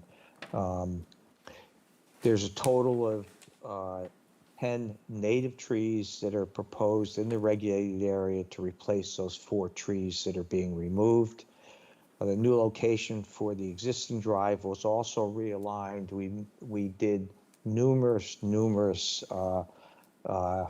variations. I think drove David a little crazy, but the ideal engineering orientation of that drive would have removed a number of trees in the buffer, and we were able to align that and select an option that didn't remove any trees in that area, including that 12-inch oak at the mouth of the driveway. Invasive species will be managed and removed, and we'll be following up with a management program over the next 3 growing seasons. Temporary irrigation will be required for the first 2 or 3 growing seasons, and then we'll remove that irrigation. And as we said last time on 22 Taylor, there will be no permanent irrigation in the long run on this project. That concludes a really quick overview of Lot 4, and also looking at the combined two individual parcels that were really designed as one cohesive landscape, including the mitigation area. Compared to the existing property, the proposed plan is a significant improvement from an environmental and an ecological perspective. And with a significant, much more diverse landscape dominated by many new plantings. So that is a quick, again, overview of the plan, and I turn it back to the commission and David. Okay, thank you. Commissioners, any comments, questions? I'll go. Yeah, this is kind of confusing to me because I can't help but look at this as one project, even though it's two. So basically, your how could this not affect the 70-something% increase on the other property? Technically, you got 10% increase on this one, and then you got 70, so now we're at 80. And how are we gonna reduce anything? Because on this one here, in exchange, you got a driveway and, you know, a wall, but, you know what I mean? It's just strange. How do you got 70-something% on the other one, and you've gotta go back and try to reduce that, and then you got 10% on this one, and they're connected. How do you do, I mean, you're the magic man with the graphs, but, Well, one of the ways is to leave the driveway where it is for number 22 Taylor's Pond. But that would require bringing in about 20 yards of fill in the floodplain, because we have to raise the septic system on that property because of the separation of groundwater. So if number 22 Taylor's Pond had its own separate driveway, and we put in a new driveway to this lot, Lot 4, we could be under the 35%. But what's deceiving about that number is now you have 60 feet of new driveway within Taylor's Pond Road because of the odd shape of the roadway. It's not a parallel sideline roadway. It diverges because it was taken also as a town landing. So you would have two driveways of the same similar length. They wouldn't count towards site coverage or percentage of the aura because it's not on the property, but it is within the town layout. And we would have to take out probably 3 or 4 trees and have to go through that whole public shade tree process with the planning board. So this avoids 2 driveways. So that's one of the benefits. And as I said about the 70% that we're at, or 77%, a lot of that's due to moving the project out of the floodplain and into the aura. There's no avoiding that. Because the whole house, I mean, that whole lot is within your jurisdiction. So the numbers are there. It's just what part of your delineation requirements does it fall under? You know, in the floodplain, in the no disturb zone, or in the outer OR. So we are working to reduce things on that lot, and we'll be back before you, on the 27th or the first meeting in September, I can't remember. It's next. But, and as I said in the alternative, the other way to get under 30%, 35%, is to develop the property in a totally different way. There wouldn't be a real connection to 22 Taylor's Pond Road, and you would it'd be out of your jurisdiction and not your problem, but we'd be disturbing 10,000 square feet of lot area. So, like I said earlier, if the idea is to protect wildlife habitat, and this is upland wildlife habitat, has no relationship to the salt pond, because the salt pond's 200 feet away, and we got two houses in between us. So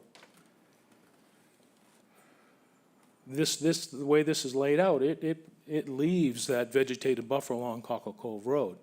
I would imagine, again, it's not your purview, but I imagine a lot of people that live down Cockle Cove Road would like to see that vegetated buffer remain. It's quite thick.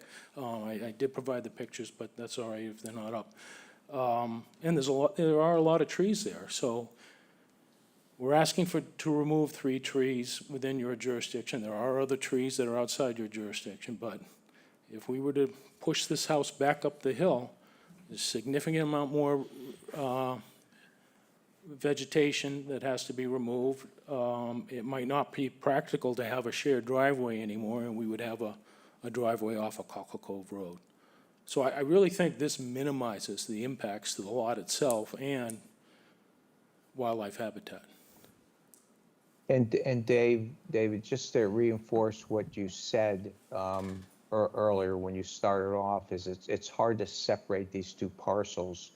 And while there's less flexibility in what David just explained about cutting back on Lot 4, we did hear the commission's comments, and we'll be coming back with, I think, some real reductions in the amount of coverage and changes based on the commission's comments for the adjacent parcel, which the two are obviously kind of very closely tied together.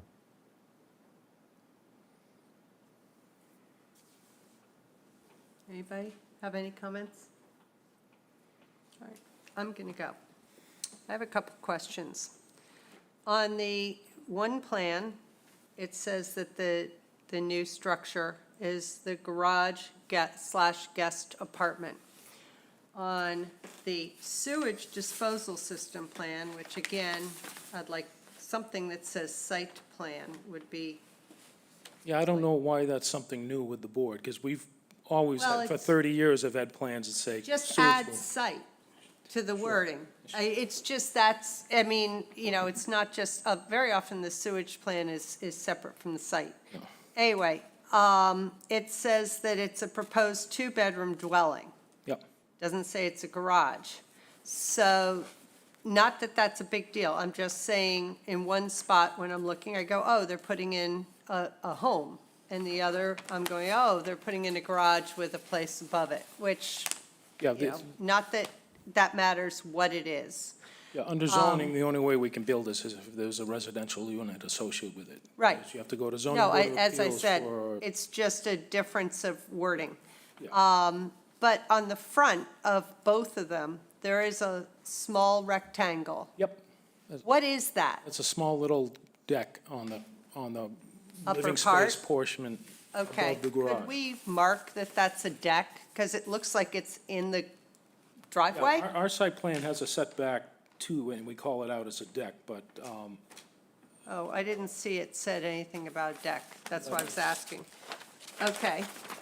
It's right here, Elise. Yeah. I saw it.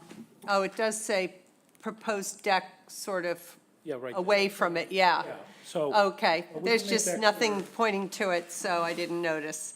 I do think it would be lovely if you could cut down some of the driveway. That would take care of some of the issue of the coverage.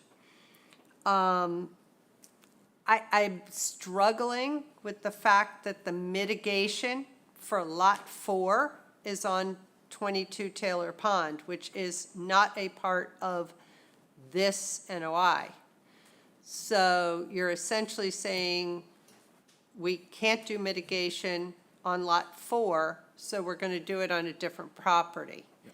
And Well, having the control of that, I just am not sure. well, you do have control, because there are 2 applications before you. Right, So it can be conditioned. but they But could that problem- potentially be owned, let's say, potentially, by 2 different groups. And if somebody buys 22 Taylor Pond, not them saying this is going to happen, because obviously it's a garage and an apartment, so probably not. But worst case scenario, and they don't take care of that mitigation area because it's not part of mitigation for 22. That's a well-founded point. And we've been advised from planning department that they had concerns about the shared driveway with no language in place about the ability of one property to cross the other. So we can easily, in that same document, provide some type of granting of rights, whether it be a license or an easement, to maintain mitigation plantings on the other property. That's really not a concern. I mean, it's something that can be resolved, putting David, something on the David. deed. Bill, just David, a minute. the Bill, I- just let us finish first.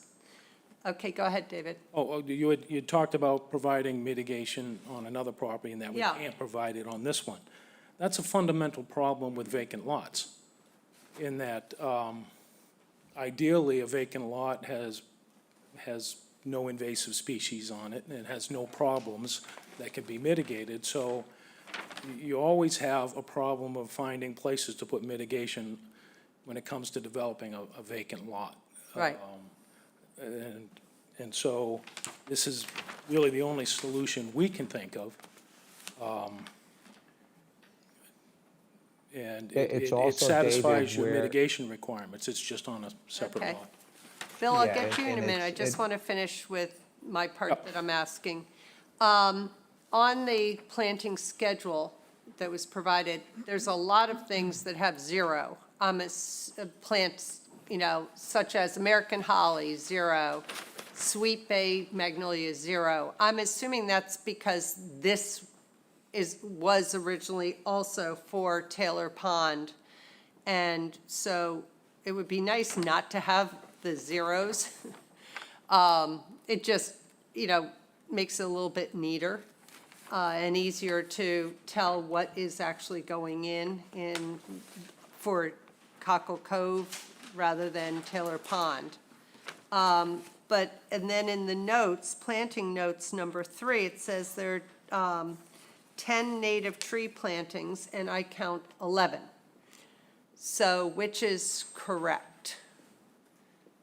Because I have 6 eastern red cedar, 1 river birch, and 4 shadblow serviceberry.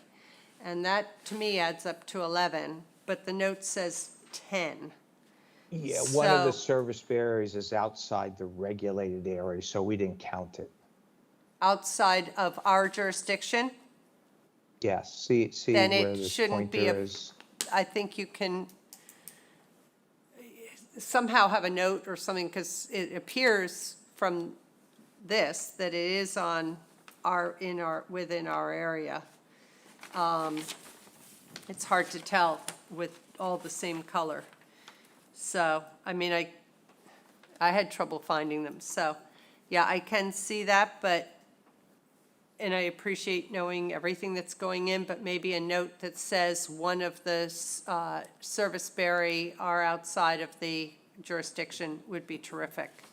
Just so, because then we're not worried about how, I'm always worried about how it's doing, but it doesn't become part of our things that we check. So those were my comments. Bill, I know you wanted to talk. I don't know if he's left the meeting, because now I'm not seeing him. So, he was on, and now I don't see his name. So maybe because I asked him to wait. I don't know. Anybody else, a commissioner, have any comments about anything I've said or any other things, how you feel about mitigation being on Taylor Pond? Go ahead, Bob. I got something else, where it says existing woodland to be preserved to the north and to the south of the area. Did the owner consider getting a conservation restriction for that area? We can talk about it with the applicant. I know, we'll probably finish up this application process for this lot at the same time we do the other one, because we can't do one project without the other. So we have time to talk about it and come back to you whether that's an option or not. Okay, thank you. Anything else? No, not at this point, thank you. Okay. I just think the granting of rights issue with the 75% is really, really important to make sure that we have that kind of clarity. I think that's critical. Yeah, we are working to reduce the site coverage on the other property. Right. And that might overlap onto this property, and we might see a small reduction, because if we're making the driveway smaller on the other property, it might allow for a reduction on this property. But again, a small amount, we're only dealing with 2,700 square feet of area that's in that buffer. So a little bit goes a long ways in reducing that percentage number. Definitely. If it can be worded where it can, where they are responsible for the mitigation somehow, I mean, No, I think that is important, because there's no guarantee if the properties do go into separate well, they are in separate ownership now, but it's family members. But if it goes outside the family, yeah, there needs to be something on record that identifies the mitigation at 22 Titlets Pond Road as being a requirement for Lot 4. As well as the maintenance and the care, Pardon me? as well as the care that goes Yes. into the mitigation area. Yeah, that was a good point, Karen, about the ownership. It's just a little confusing when you're looking and going, it's so far away from the property. I mean, it's not super far away, but, I mean, there's a whole house in between it. If I were on Cockle Cove, Lot 4, you can't even see this mitigation. So you wouldn't know, gee, it's dying or anything unless you walk around and actually physically check it out. So that was why I was a little confused. So we obviously need to continue this. And unfortunately, Taylor's Pond is the next meeting, which is absolutely beyond full. We have 17 things that day. I mean, that's just by my I think I've gotten everything. I added everything that's been added in recently. Go ahead.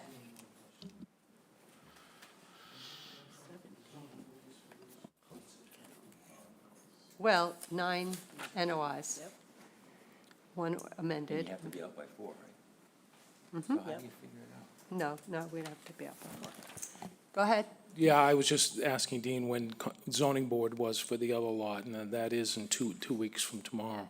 Right. And there is no so- zoning relief needed for this one. Correct. So if the 27th is full, then I guess we'll come back, first meeting in September,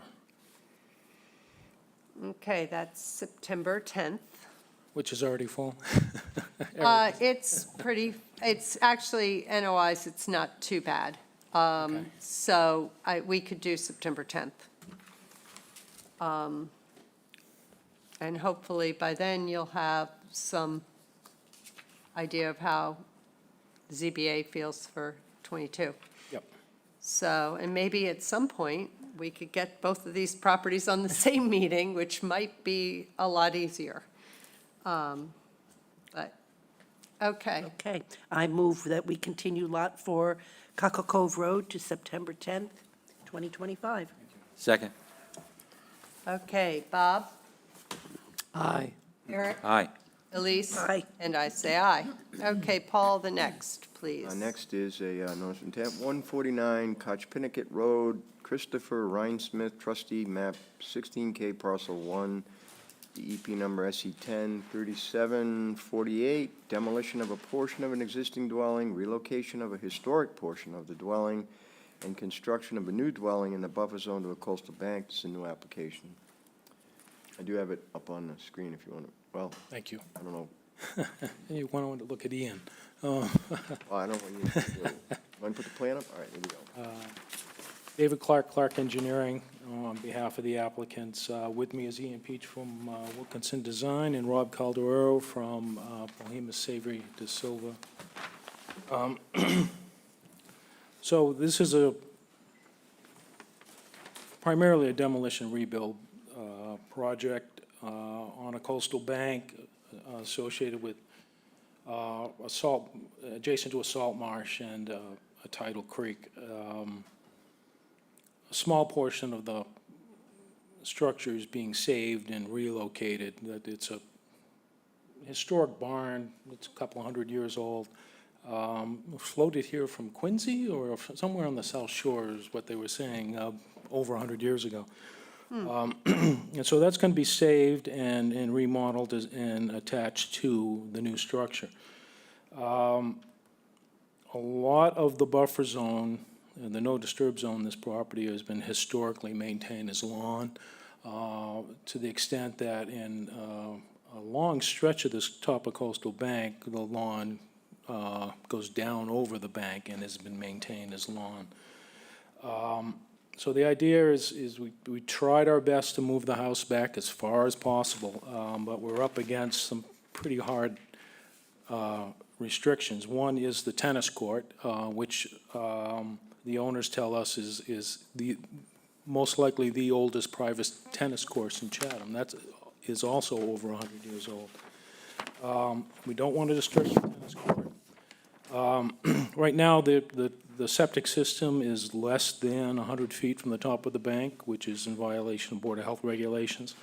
Doing the demo rebuild project affords us the opportunity to make it conform. So the only place it can go is that small area outside the 100-foot buffer and between the tennis court and Koch-Pinnicket Road. So that really, between the tennis court and the septic system, that's as far back as we can move the new house as possible. With that, we have reduced site coverage in the no disturb zone by 208 square feet. We're only asking for an increase in the outer OR of 397 square feet, or net over the whole property of 189 square feet. So that's a pretty small ask as far as we're concerned. With the reduction in site coverage in the no disturb zone, and the increase of 189 or 397, like I said, 189 square feet net, very little mitigation is required. But Wilkinson is proposing a quite extensive restoration program for the bank. I believe we're getting rid of all the lawn that's below the top of the bank, and they're here to talk about that. I know one of the questions the commissioners might have is why is the pool located the way it is? Primarily, two reasons.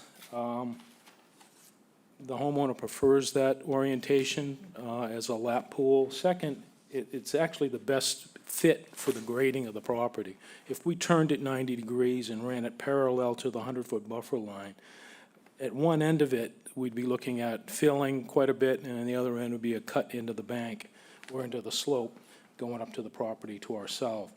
So it really is a good fit with the topography, and it's 99% within the existing lawn area. So we're not going into undisturbed wildlife habitat. We're actually removing lawn in order to fit this pool in. As with the project just before me, for this one, this has an outstanding order from when the guest house was demoed and rebuilt in 2010. I filed for that request for certificate of compliance this morning, so that'll be in the works. It's long expired, obviously, so with the restoration work that Wilkinson's proposing, we certainly would incorporate taking a second look at that mitigation that was required for that project so long ago and making sure that's all up to snuff. So with that, I'm done with my presentation. Ian's here to talk about the restoration. Great. Thank you, David. For the record, Ian Peach, Wilkinson Ecological Design, and I'll speak to the project briefly here. Maybe I'll share my screen, if that's all right. Yeah. Right. So you should see a little diagram here and 2 site photos. We'll start with existing conditions. These 2 areas shown are reflected in photographs next to them. This orange-red color, you're looking across really this entire coastal bank here. And when we first arrived on site, we see a lot of residential properties, a lot of plant compositions. This is truly 95%, 95% invasive plant species. Asiatic bittersweet, shrub honeysuckle being probably the primary species we're seeing, but others as well. And that carries across the entire bank. So of course, an amazing opportunity for that kind of classic invasive plant management, careful stabilization with erosion control blankets, establishing that living native grass mulch, and then establishing a very, very robust and diverse shrubland. So that's got, led the way with our instincts there, but we wanted to think comprehensively. So we looked around the corner with what's in jurisdiction, and it really carried. It was very similar composition of plants. In this area, one of the primary differences is there was a lot of privet that have escaped and expanded from a former hedge system, as well as porcelainberry and definitely Asiatic bittersweet. So it really showed the way that there's an awesome opportunity for a full ecological uplift in terms of invasive plant management, followed by careful stabilization and stewardship of establishing a native plant community. So what that brought us to in these 2 areas is a very comprehensive and expansive approach. Literally, if we're looking at a mitigation ratio, we're almost at 92-1. So that's what we're looking at compared to what the net increase is. In other numbers, we're looking at about 17,400 total in terms of a project area for mitigation. And the teal area is where we wanted to, hey, let's get this all the way back to a fully restored coastal bank. So this is where we're going to have over 2,000 square feet of existing lawn that will be converted to native grasses and native shrubs and work contiguously with the entire planting program across the project. A few other things to note briefly as you're looking at our restoration plan now, which gives you a little bit more detail about how we thought about plant diversity and composition. On a scale residentially like this, it's amazing. We can plant 285 native shrubs. That's of 10 different species. So that kind of transformation is a really awesome opportunity. We also get, like I said, it's a little harder to see in this diagram, but this opportunity to really remove a substantial amount of lawn and make this thicker, contiguous, and restore the entire coastal bank, as well as finding other areas where we feel like, let's thicken this up.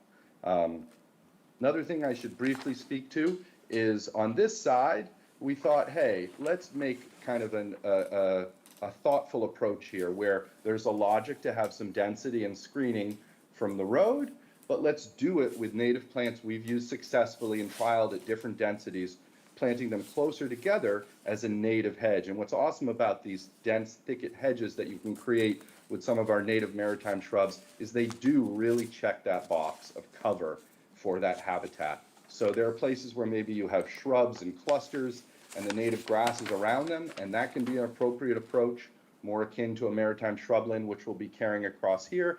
But we also get the opportunity to have a really thickly planted, dense native hedge along this salt marsh and definitely avian flyway that'll work as definitely a net benefit for this property, but also the larger resources in coastal area.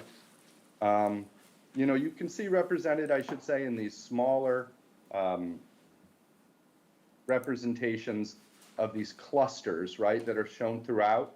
This is just really wanting you to show you the 3-tiered approach where we're bringing in all the native shrub planting of different sizes, structures, and functionalities, but we're also planting 16 species as number 1s and/or plugs, as you can see represented in this really great plant list, some of my favorite herbaceous species, that'll work not only along the buffer edges, but will stitch all the way down through the native shrub planting. So really an exciting native plant palette here that we're able to bring to the table. So we wanted to work comprehensively, as robust and thoughtfully as possible. And I guess at this point, I'm happy to speak to any of the methods or specific species, but this is how we conceived this project and where we see the benefits. The last thing, which I always love to sneak into or bring into residential projects where appropriate, is there is a standing dead black cherry that we'd like to remove the limbs off of for safety near the road and where we'll be working, but keep it as standing dead wildlife habitat, which I know I've spoken to before, and your board and body has echoed your, it's something you like to see on residential properties. So where we can bring that into the mix as part of a restoration, we're going to as well. So leaving standing dead, over 2,000 feet of lawn conversion, a comprehensive coastal bank restoration are some things I just kind of want to finish with. And lastly, no tree removal. So happy to take any questions. Okay, thank you. Anybody have any comments, questions? Go ahead, Bob. Ian, I think you should have been a salesman instead of what your current job is like right here. But anyway, along the road, outside of the 100, you stopped the planting, the screen planting. I know because it's out of our jurisdiction, but are you thinking of continuing that all the way to the driveway entrance?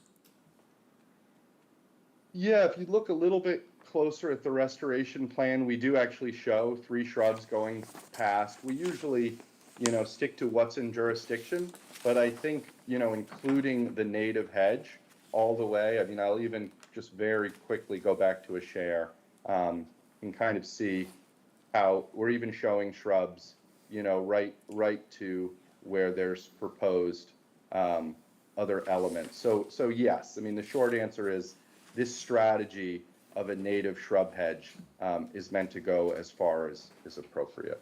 Yeah. Yeah, it most likely will all come out anyways, because right now the water surface is connected through the neighbor's property, and we have to run a new line. The 8-inch main stops somewhere between 20 and 30 feet after the end of our driveway out on, and we'll have to tie into that. So we'll be doing a lot of digging in that area, and those hedges will probably come out anyways. Yeah, okay, yeah, that's a good thing. But those hedges have been there a long time. Can tell. Eric remembers Joe Nick. He was the driving ed instructor back in the day. And so you'd have to do your hours after school with Joe. I was going down this hill with him riding shotgun, and he's got his extra brake on his side. We're almost to the bottom of the hill, in the steepest part of the hill, and he slams on the brake and he says, 3-point turn. So every time he let off the brake, I tried to get down the hill a little more, but he goes, nope, do a 3-point turn, and the hedge is right there, and there used to be a hedge on the other side too. But yeah, it's a historic hedge in my view, but I didn't make it. Well, 20-point turn, I think I made. maybe you could transplant it to your place since you have an attachment to it. Go ahead, Bob. As long as you didn't go through the hedge, that's the Yeah. main thing. All set? Yeah, go ahead. Yeah, I just wanted to say, it's, other than the restoration, I mean, your mitigation is right where we would ask for it. So everything was thought ahead. I think it's a great plan. Thanks. Elise, anything? Well, the lap pool, but that's okay. Most of it's out of our Most of jurisdiction. it's out of our jurisdiction, so very clever, very good. Yeah. So I think we're going to ZBA in September, is that right, Rob? I think I don't know if you want to wait for ZBA or not. September 11th. Yeah.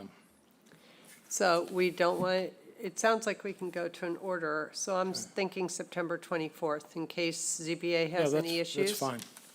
Yeah, I don't see any problems with that.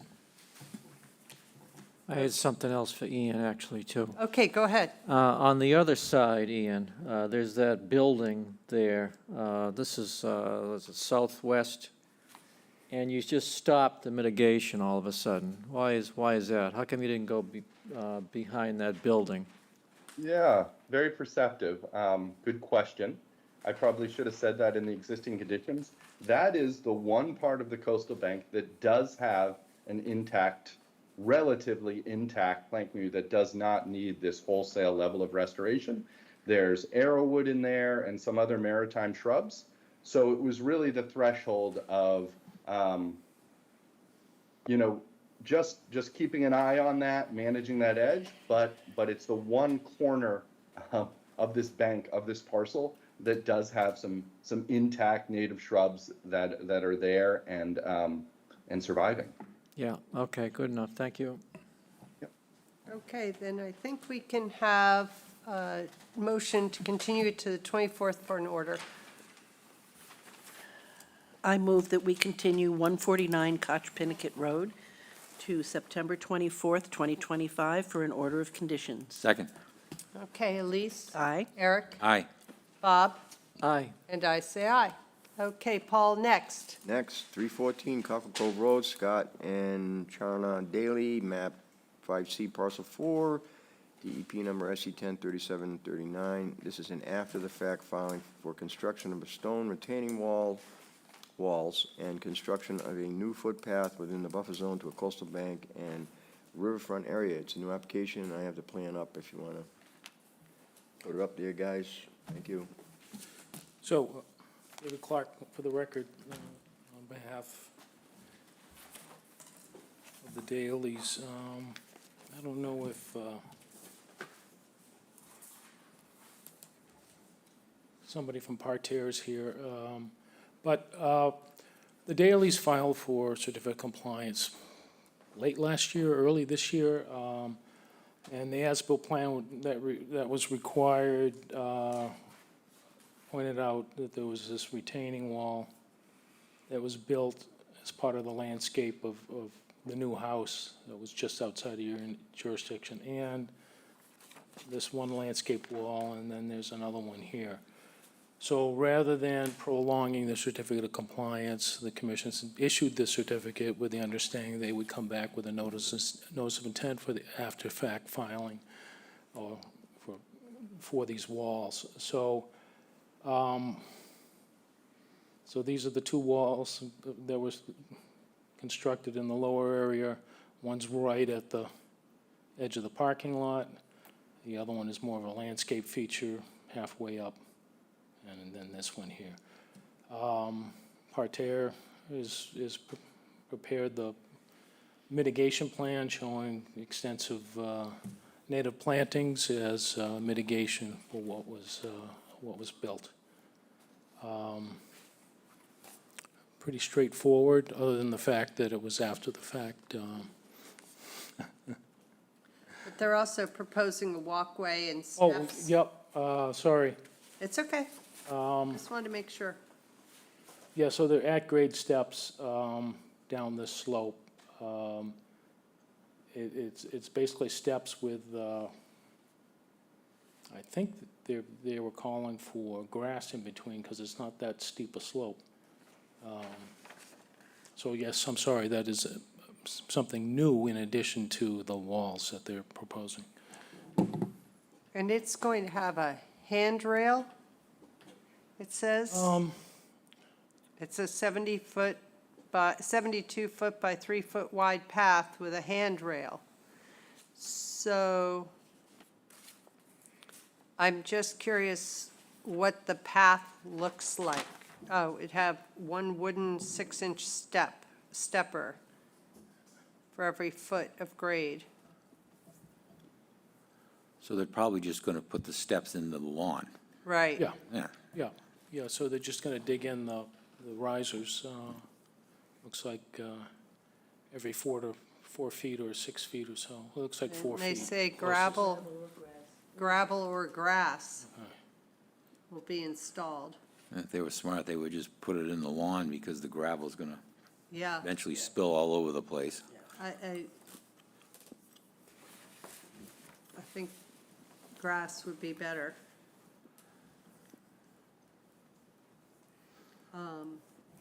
We could call out for grass, and then after 3 years, if it looks like it's not holding up, before we issue a certificate of compliance, come back Could and ask. see how it's working. Okay.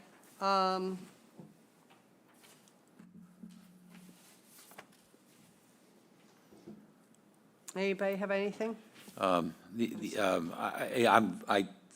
commend them for the after the fact. It's a lot better than chasing tails. You know, what it was is what it was. The only issue I have is on the mitigation area. I was kind of hoping that the mitigation would be on the banking on the road versus a planting bed above the wall, because on the, I mean, you know, it's pretty sparse in the banking in front of the dwelling. There's, you know, there's forsythia in there and things. So in this area instead of here? There's a banking area along the Oh, road in front of right the, Cockle Cove to the building. Yeah, well, that was all part of the original mitigation. Yeah. There's not much there for mitigation. It's No. just weeds and some forsythias. I'm surprised they even got away with putting forsythias in there. I mean, that would be the ideal area, in my opinion, for But Mm. mitigation. it's already quote-unquote mitigation. Oh, I see. Okay, well, then there's no other So places to that's put it. Doubling it up. Right, so you'd have to find some place to put it. Better than nothing, I guess. Yeah. I think this was more of a restoration area than a mitigation area, because what was proposed was just a rebuilding of the deck, and I think the deck got a little bit bigger. But there was always actually the set of stairs used to go the other way, and they're going down this way now. I mean, if we. So there wasn't a lot of expansion in the original proposal. If we approve this, can we just add on to it for, you know, just to All right. do a little something with that banking, you know, shore it up with some plants and We get also rid of them have these- forsythias? View easements that Oh, were oh, I- granted So there's before they view bought the easements. property. Oh, okay. God forbid we can't So- have that. Yeah, so I think that maybe this is the best spot. Yeah, looks like the best spot then. Be nice to see something done to beef up in front, but that would, I'd probably be. Something that wouldn't block the view? Well, just Yeah, before something the- low growing. On the others, below the, you know, on the part that's not easement. Yeah, well, the house sits up quite high, so. Yeah. So a lot could be done on that area The down. other It would be a houses nice are bonus. higher. I will run that by Arter and see Okay. if they can tweak their plan. I got something too. Go ahead. To the south of the mitigation area, the planting area, I should say. Could you put like a mow strip or something in there? On the back To- side of it? Yeah, to keep the invasives out of it. I mean, I saw some bittersweet Okay, on that, to the south of that area. all right.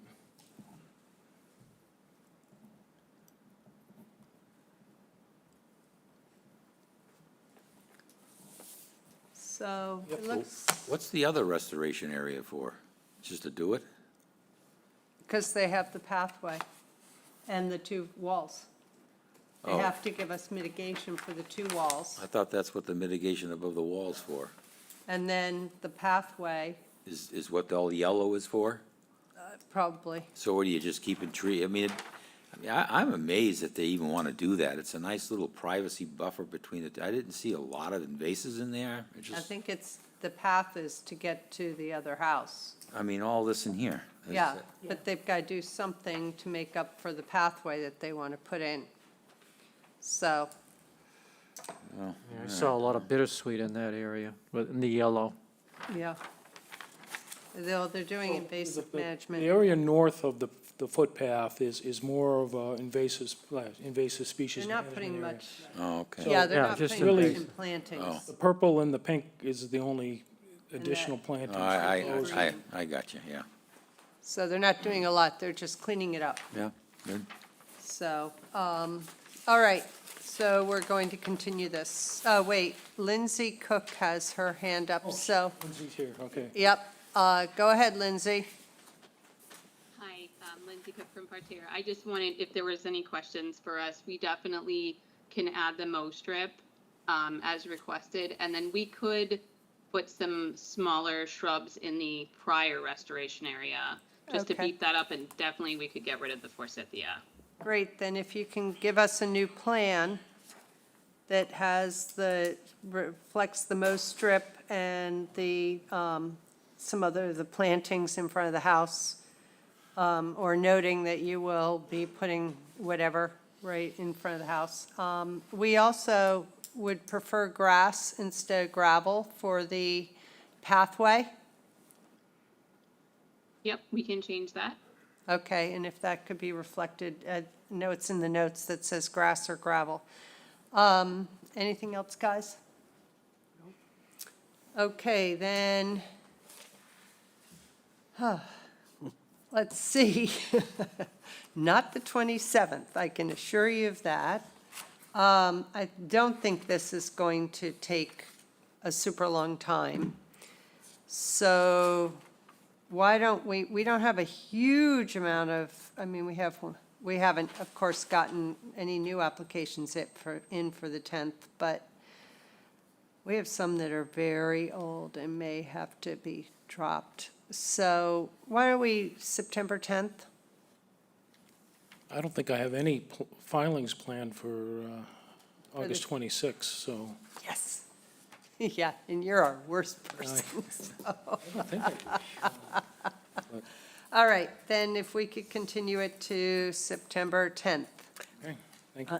I move that we continue 314 Cockle Cove Road to September 10th, 2025. Second. Okay, Bob, Aye. Eric, Aye. Elise? Aye. And I say aye.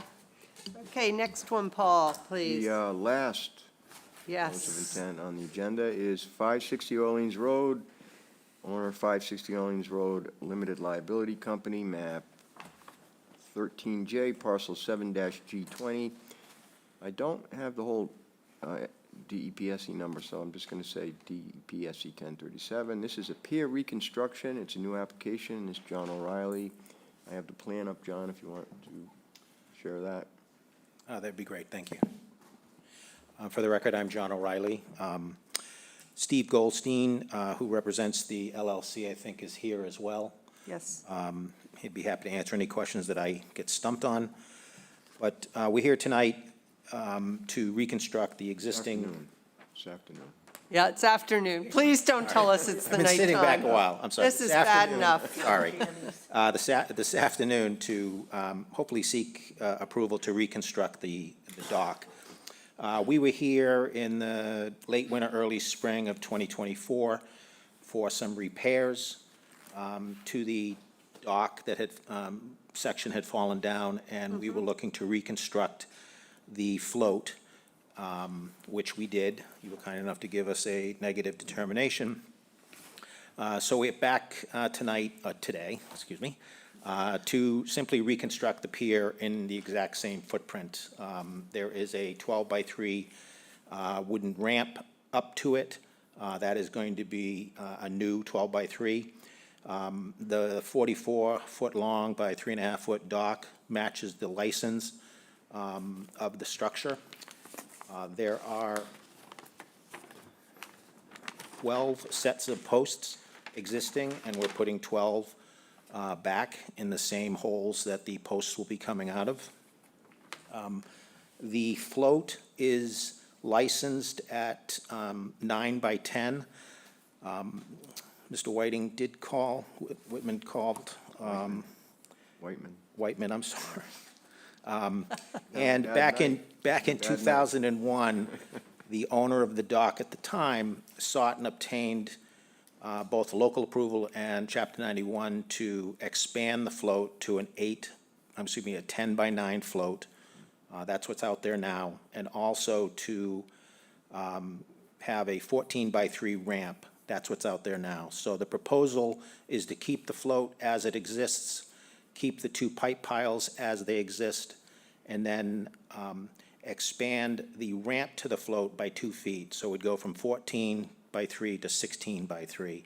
And the reason we're doing that is the major change we're proposing is we're elevating the dock to get it further above the marsh, to increase or lessen the shading effects. The other improvement we're doing is we're going through flow-through decking, which will again enhance the, or minimize the shading effect of the dock. Because we're elevating it about 23 inches on the water side, that's the reasoning that we're going with a little bit longer float of 16 feet. I'd be happy to answer any questions. I do give some protocols on the plan, very similar to when the dock was repaired. The lumber and material will be stored in the driveway for the house. Lumber will be cut in the driveway and then carried to the site and installed. With that, I'd be happy to answer any questions. I believe we are on for the 25th Zoning Board of Appeals as well. Madam Chair, can I just, John and I spoke yesterday, and he did send over the amended Right. Chapter 91 license, so it is correct in terms of what he's proposing.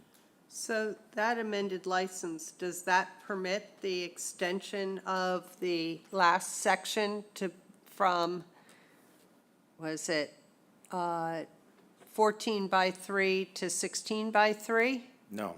So we are, if we are able to get through with an order of conditions here, we would then file, or actually contact the waterways folks to see if a license needs to be modified. But obviously, we will need to present them Okay, change. that's what I thought. Just housekeeping on your plan, where your first part of the new dock, you say existing 12-foot by 3-foot timber ramp to be replaced with new 12-inch by 3-inch timber ramp. So you might want to modify that so it's not inches and it's feet. Because right now, that's a very small ramp. Good catch. That would be, that we would, yes, it's a 12-foot long, 3-foot wide. That's why she Okay. gets paid the big bucks. Oh, really? Oh, good.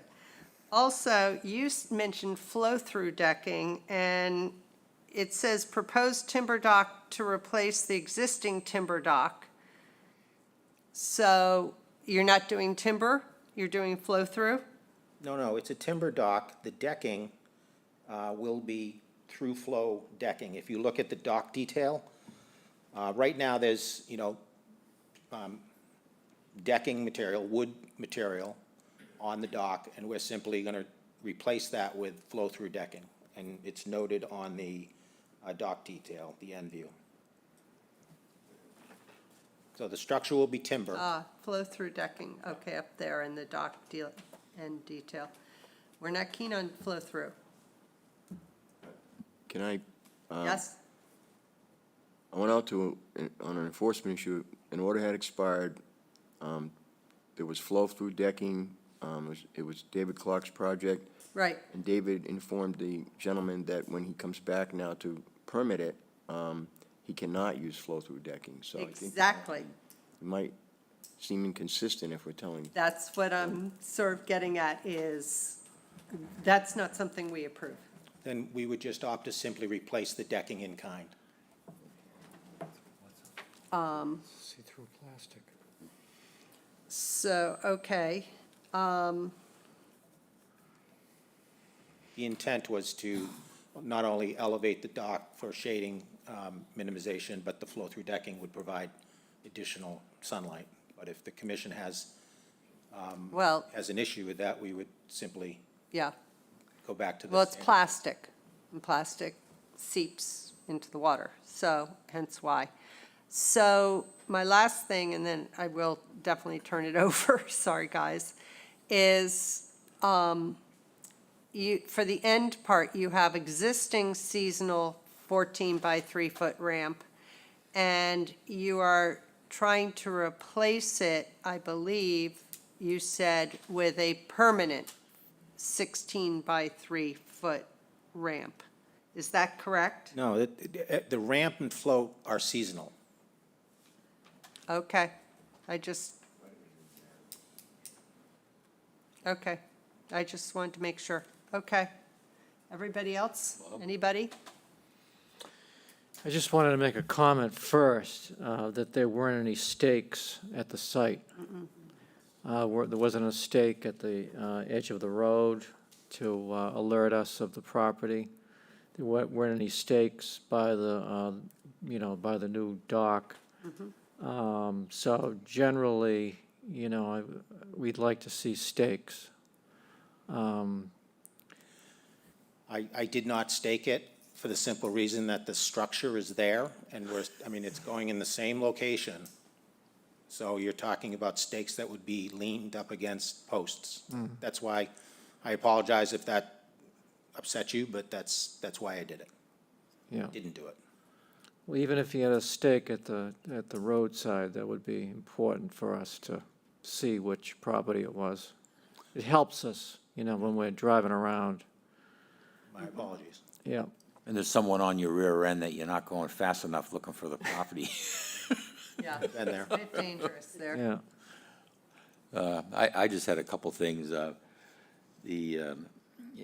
sure this homeowner does it every year, but there's lumber debris in them. Can they get rid of that? There's some kind of a frame on the beach. You'll see it if you go if you enter the pier on the left. There's like an old frame or something. I don't know what it is. It's in the marsh area. Yeah, and there's a couple other, there's a 2x8 laying there, just basic would be a big help. I would imagine they probably do that anyway, because they have to look I would at think it. so. Mr. Goldstein's on the call, Yeah. so he hopefully could chime in.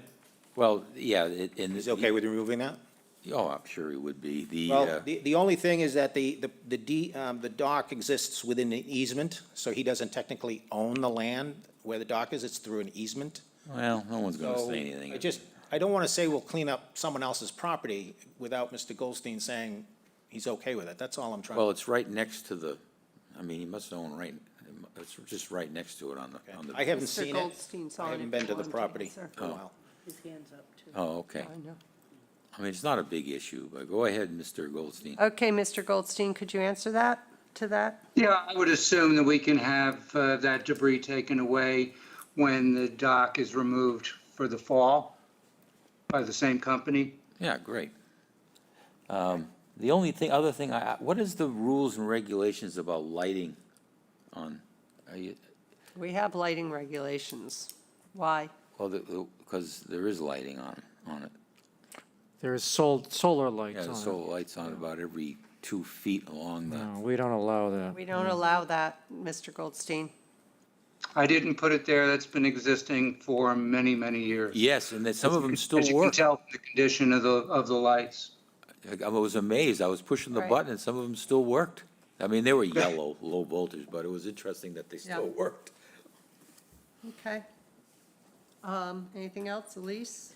I would just underscore Karen's point on the wording to make sure it's clear that what's seasonal and what's being removed and all that. Okay. Anybody else? Anything else? All right, so, Could I just ask a quick question? Just to be clear, the through flow, yes. you're not allowing that? No, we do We're going to go back not. to wood planks? No, we do not allow through flow. It's plastic. Okay, we'll go back to wood planks. It's a danger to the environment. Okay. I was gonna ask too about, the heck was I gonna ask about? I lost that thought.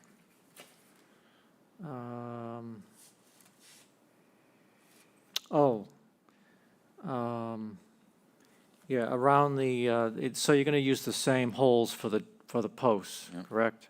Right. Yeah, okay, I think that was it. All right, thank you. I looked at that pier. I thought it was good for another 5 years. I don't know about that. Okay. The problem also is it's been overflowed during peak periods of time. So that's the other reason to raise it, so that we don't have debris going out into the water. Another reason why through flow isn't, Exactly. Yeah, I know what I was going to ask. go ahead. Can you take pictures of the marsh before the project starts and then after the new dock is installed? Good point. Sure. Okay, thank you. Before and Okay. after type of thing? Yes. Okay, sure. We should get more in the habit of asking that, actually. All right, you're going to have to give us a new plan because you have to fix that 12 inches by 3 inches at least. And get rid of the flow-through decking. And yes, so, but that shouldn't stop us from being able to at least start to prep the order. We won't be able to issue it, but until after ZBA. We do have a meeting on September 24th, which is the day before ZBA, where we could go over everything and make sure everything's set, and then continue it to a meeting after the 25th, and at least it's ready. So does that sound Yeah, no, okay? that would be great schedule. Okay, glad to hear it's a great one. Most things aren't. If we could have a motion to continue it to the 24th of September for an order of conditions. I move that we continue 560 Orleans Road to September 24th, 2025 for an order of conditions. Second. Thank you. Bob? Aye. Eric? Aye. Elise? Aye. And I say aye. And Mr. Goldstein, I'm assuming you didn't have anything more? Your hand's still raised. No, I'm sorry. I Okay, didn't just wanted to take it down. make sure. All Yeah. right, Paul, the next thing, please. Okay, last two items on the agenda before we adjourn is two certificates of compliance. The first one is 600 Fox Hill Road. Jonathan Seam is the applicant, map 12M, parcel 6-P4, DEP number SC 103720. The project was to upgrade a failed septic system with a Title V sewage disposal system. The COC application was complete. It was a Title V system, very tight lot. If you haven't went down there, it's just hardly any room to work. Our company went down and did a good job. And there was only one issue, and that was the one tree that had to come out. So I picked a tree off of our list and met with the applicant, and it should tidy it up. Recommend approval. Anybody have any comments or questions? Okay, we can have a motion, please. I move that we approve the certificate of compliance for 600 Fox Hill Road. Second. Okay, Bob? Aye. Eric? Aye. Elise? Aye. And I say aye. Last on the agenda is Lot Yes. 4, Cockle Cove Road, John Kolb, map 5C, parcel J4, DEP number SC 101564. This is the old order that need to be closed out. Construction of a single-family dwelling, the work never started, as far as we know. So, Okay, so we can have a check the motion. box. I move that we approve the certificate of compliance for Lot 4, Cockle Cove Road. Second. Bob? Aye. Eric? Aye. Elise? Aye. And I say aye. Okay, we need one more motion. I move that we adjourn. Second. Bob? Aye.